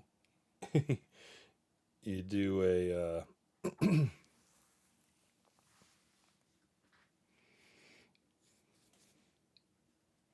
let's try something. All right, you do this. This is adjusted damage, right? I'm gonna get rid of that. Let's take this back. I want to say, all right, if Thor, all right, has 1 XP, he does 5. The Goblin has 10 XP, but only has 2. Right? Oh, that's the rounded, right?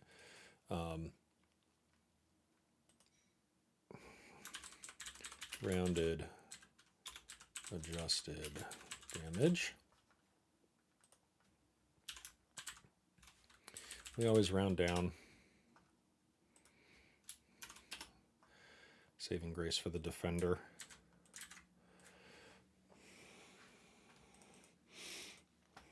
And then, like, you know, last chance. We take the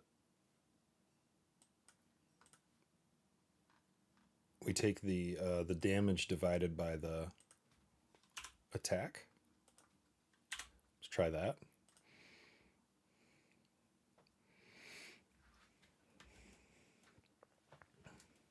So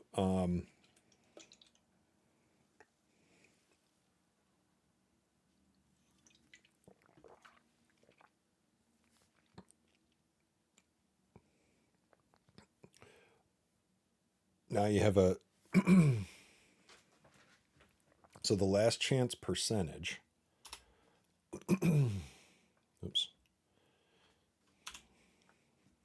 The attack divided by the defense. Okay.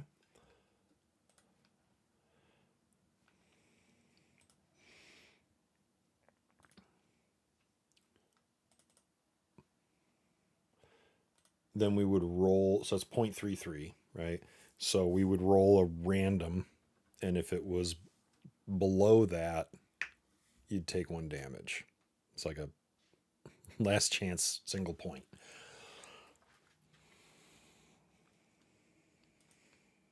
This goes down you know, further and further. It only fires if this is negative, right? So I would say if this, damn you, come on.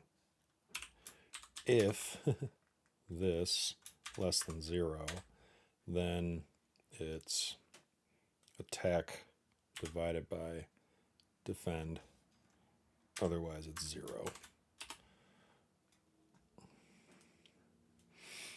Then it's a roll, and I mean, it's a roll inside the game to see if we can just recover one damage from that. So in this case, Thor, not a lot of XP, does 5 damage. Goblin has some XP, has more XP.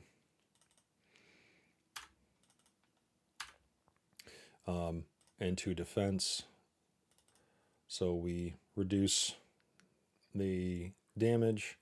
We do the adjustment, which actually favors the should favor the defender here, right? Because it's higher, I think.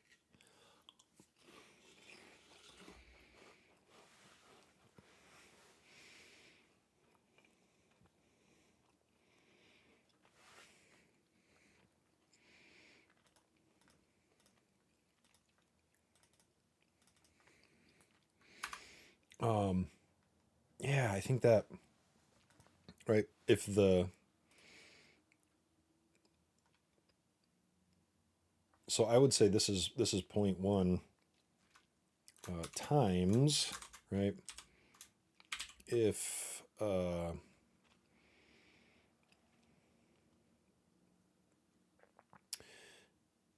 offense, oh, why do you do that? If offense greater than defense, then 1. Otherwise,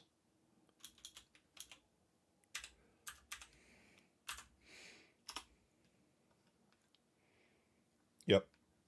Okay, so then that favors whoever's higher, it favors. Does that work up above here? Yes, okay.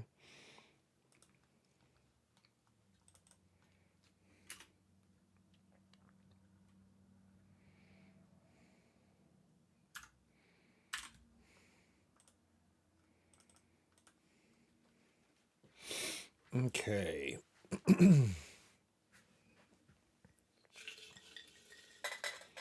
That might work.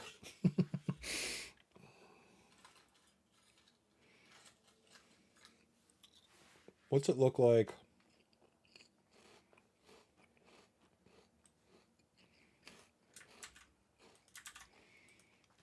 For Thor at 10,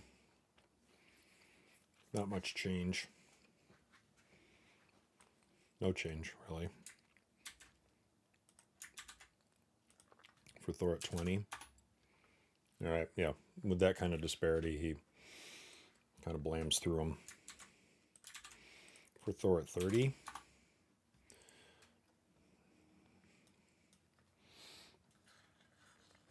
Well, I don't think we can damage above the max.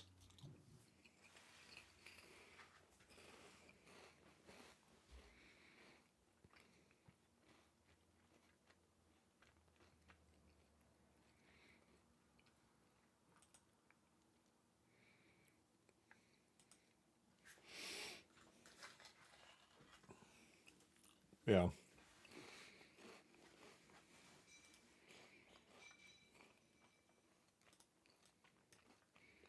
Can't go above the max.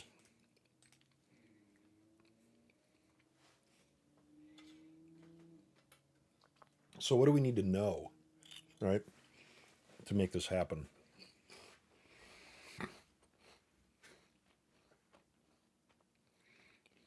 We need to know the attacker's XP, the attacker's damage that they dealt. So that's a random calculation for us between 2 numbers. We need the defender's XP. And I think the defender's XP, we're going to have to take some kind of calculation of the total XP of the ow.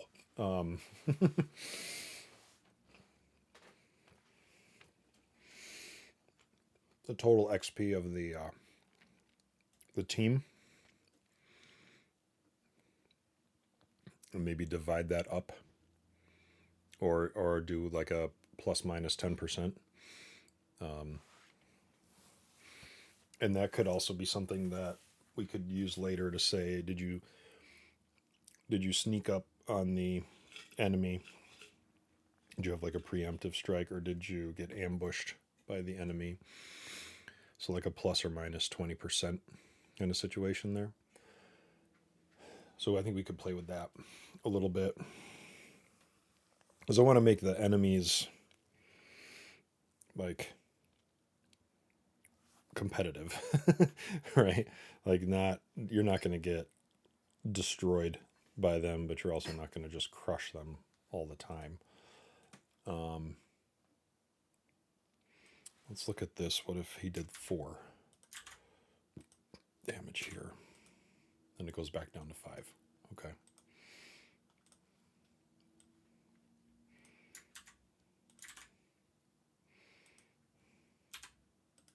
Down to 4. What if this is 22? Down to 2. Up to 4.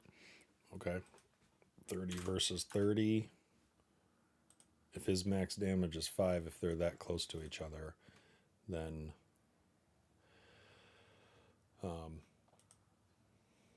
fortunately has a weak defense. If this went up to 10,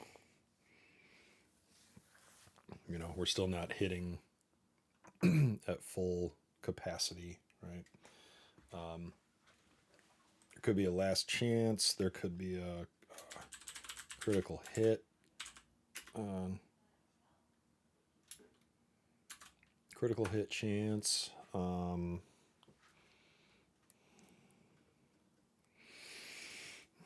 else could there be?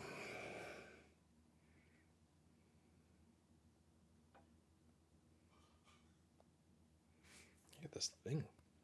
We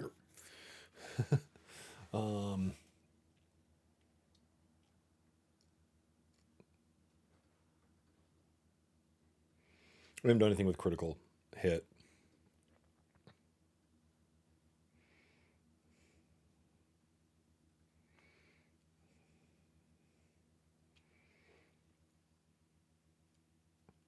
I think it would just buff the adjusted damage, right? If you have a chance to do a critical, then we'll roll for that, and it will,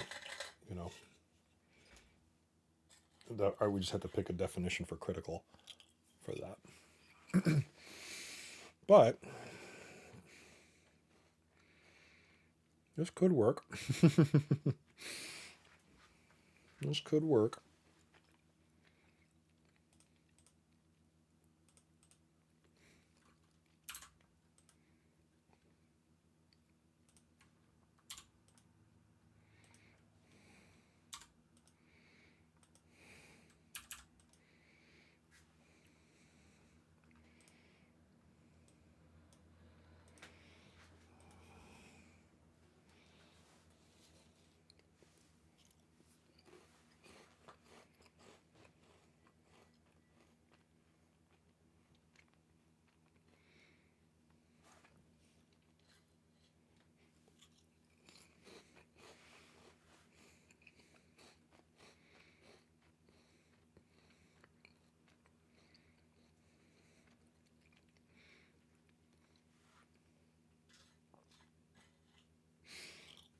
So then scaling,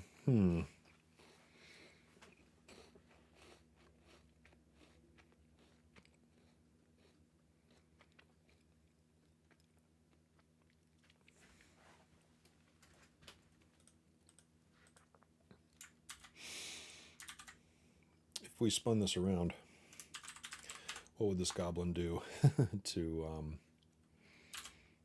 Thor?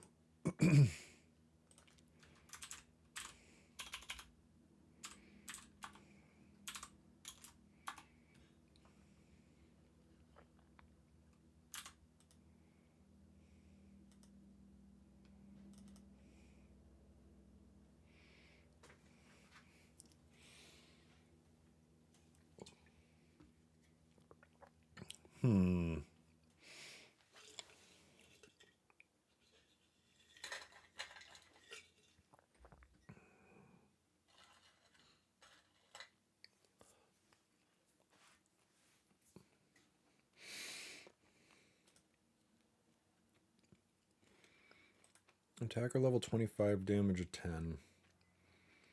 Defender of 30, 15.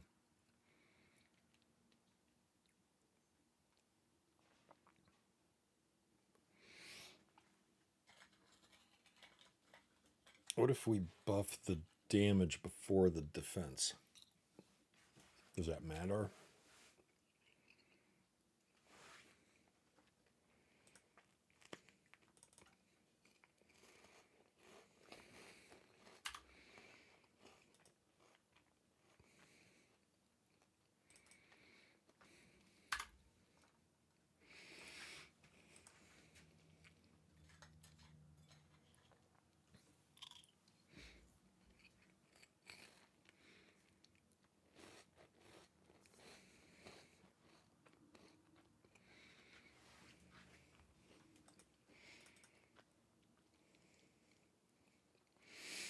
We're basing this on the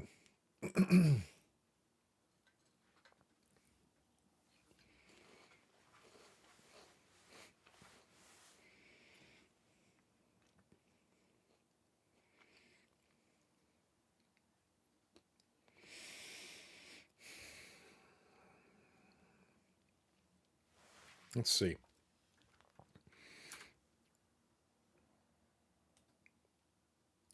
Let's try something else. The attacker XP divided by the defender. Okay. Gives us that.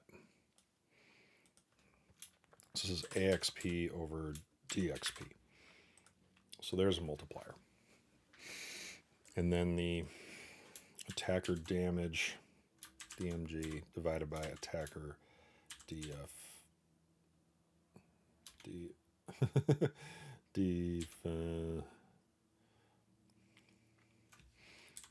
DM damage to defense is 10 divided by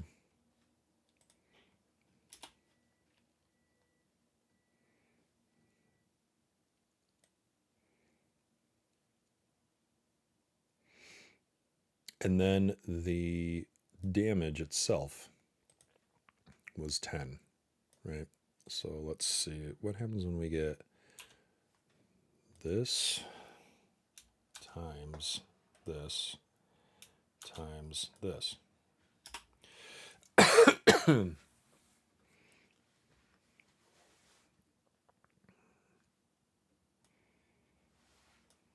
then we round down.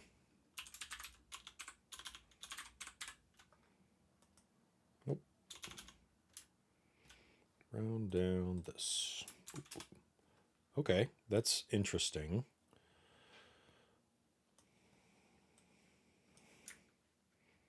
Let's put this way up here. What happens to these numbers in larger quantities with these calculations?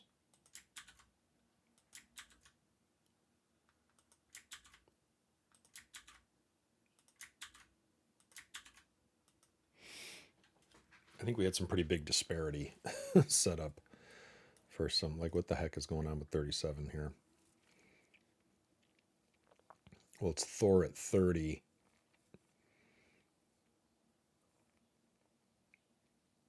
And the Goblin at 10. Doing 5 damage to a Defender's 3. So it cranks the multipliers up pretty high, especially when numbers are that low.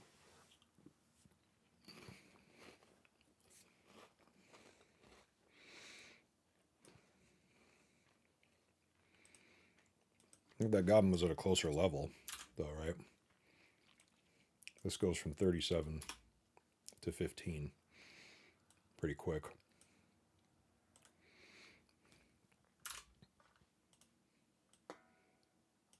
when it goes down to 12, and that actually exceeds the max the damage. So we would re-level the damage. And what if you only did 4? Or swung for 4? Let's see.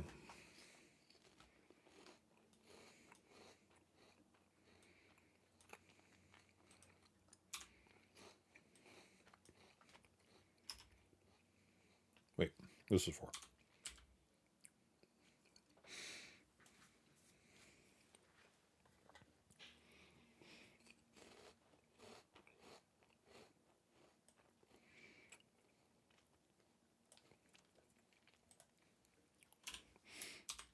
So if this is greater than the damage dealt, then it's the damage. Otherwise,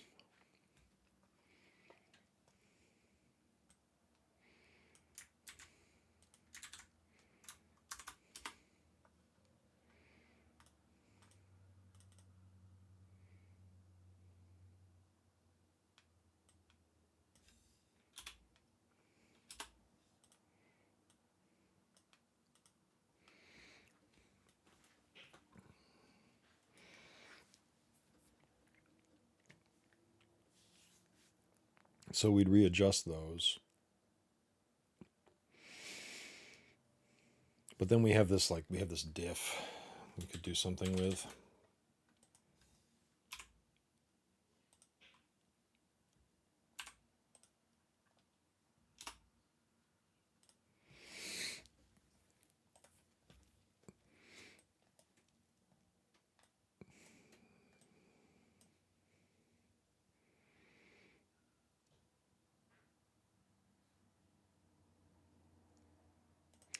Does this help with the odds of, like, critical damage?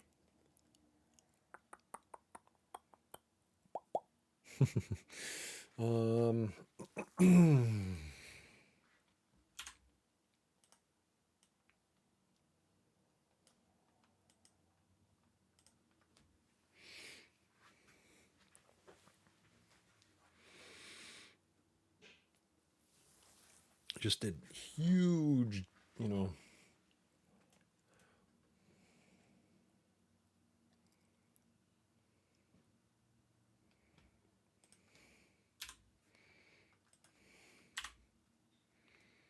What if we... Oh, wait. Did I pick the wrong... I wanted to go...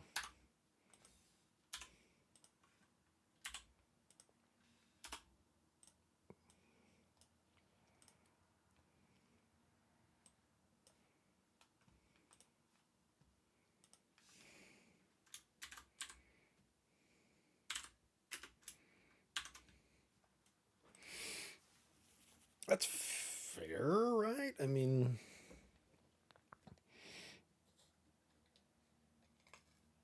We can do a critical above the... Because like watching me eat. We can do a critical above the... above the damage. We could use the overage to give us a odds to do that. So like in this one here, attacker XP is way above the defender. He does 3 damage. With the defender only as a defense of 2. So we're not doing these numbers anymore. All right, let's get rid of those.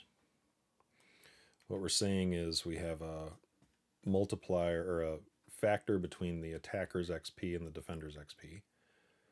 Right? So pretty high.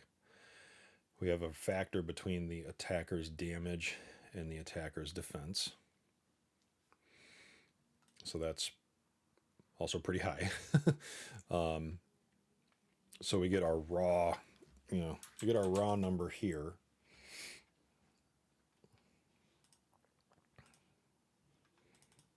So this is the raw DMG.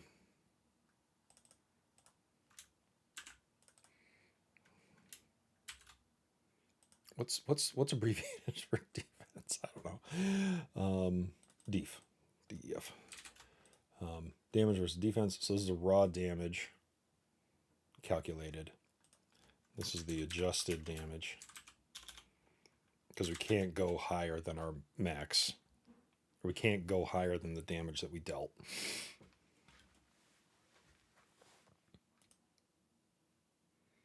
Oh wait, no, this is rounded, right? This is rounded, round raw damage. And then this is adjusted damage. This is the raw V. This is raw minus adjusted. And then this is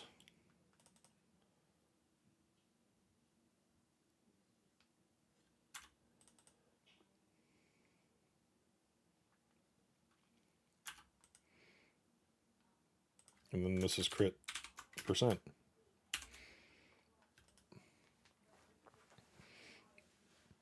And what's critical? I would say double damage. Yeah. we could go with that for now.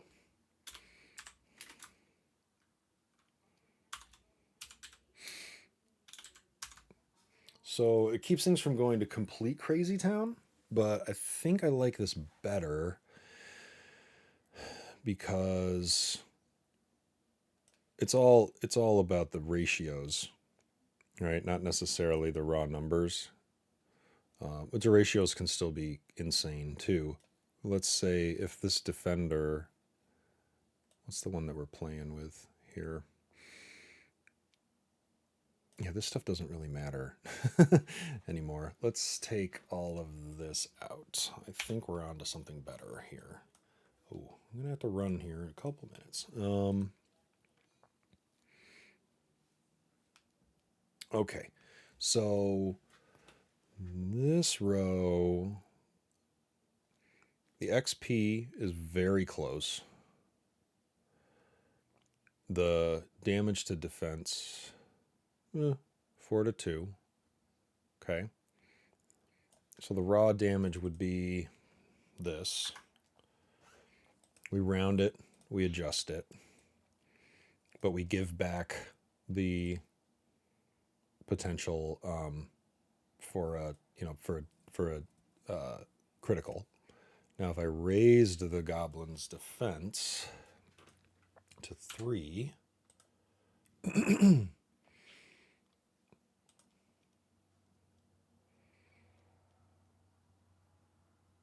right? We adjusted the damage, and his critical goes down quite a bit. If I adjusted his defense to 4, now there's no chance of critical. If I adjust his defense to 8, let's try that, right?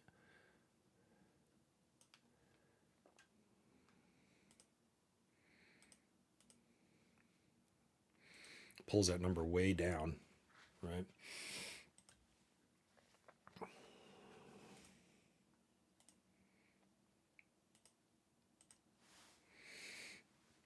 We might have to do a roundup on the so we can always at least get to 1 here. Maybe not. Is it just a round? Maybe it's just a straight up round. Sends it up or down. I think let's go with that. Yeah. At some point here, let's say 20.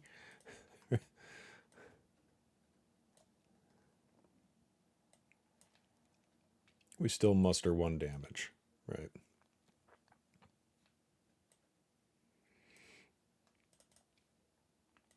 Because the XP is saving him, right? But if we said now the goblin is at level 40, Like, you are really outclassed.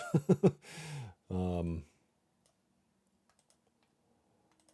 I think if it's 1, you have to roll for miss, right? I mean, that could be.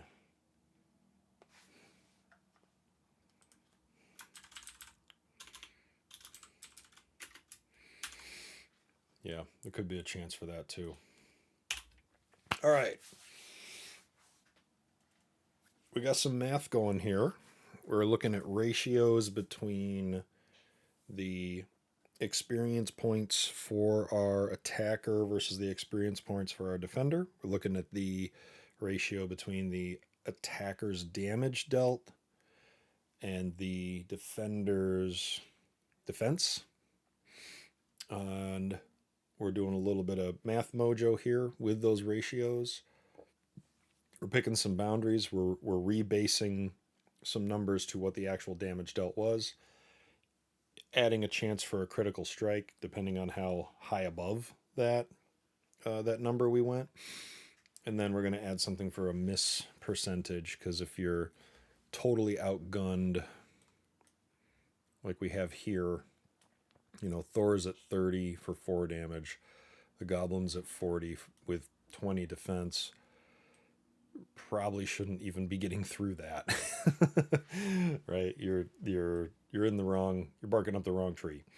But I think we'll decide if there might be another ratio here, or a percentage to miss in this case. And our percentage to hit is, or our percentage to critical is the raw divided, or the adjusted divided by the raw. We can't use that for miss, but we might say maybe there's something between these ratios. Maybe this defense ratio is your there's something here that we can use as a chance to, as a percent to miss. What if it was the adjusted times this times this, if I go all the way back?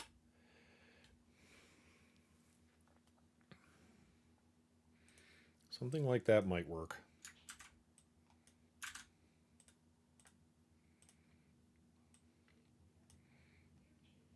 It's whoa. Maybe not. We'll have to see. We'll play with that. But there's some math at work here, so we didn't quite get this into the game, but I think what happens from here is we wrap all this into a subflow that we can pass in the attacker's damage, the attacker's experience points, the defender's defense, and the defender's experience points. Do this, or maybe we just pass in the min maxes of the damage and let this do the roll for us as well, so we can always get out the number of like what was the actual damage that was done, and it could be anything from 0 to the 0 to double what was dealt. So let's go with that and leave it at that. That'll be I think that's going to be our kind of our buff logic for now. There's going to be more, right? We have to add in, we could be adding in things like, if you have flaming sword of fire, you do extra damage, right? And it just could be other things like that. So we'll see how this math plays. I anticipate having to tune it, but at least we got somewhere to start, and this can kind of put us on a little bit more autopilot of like the damage that we're doing. So that's it. It's almost 5. I'm Tom. You can't do that on Salesforce. See ya. Thumbs up. Moose.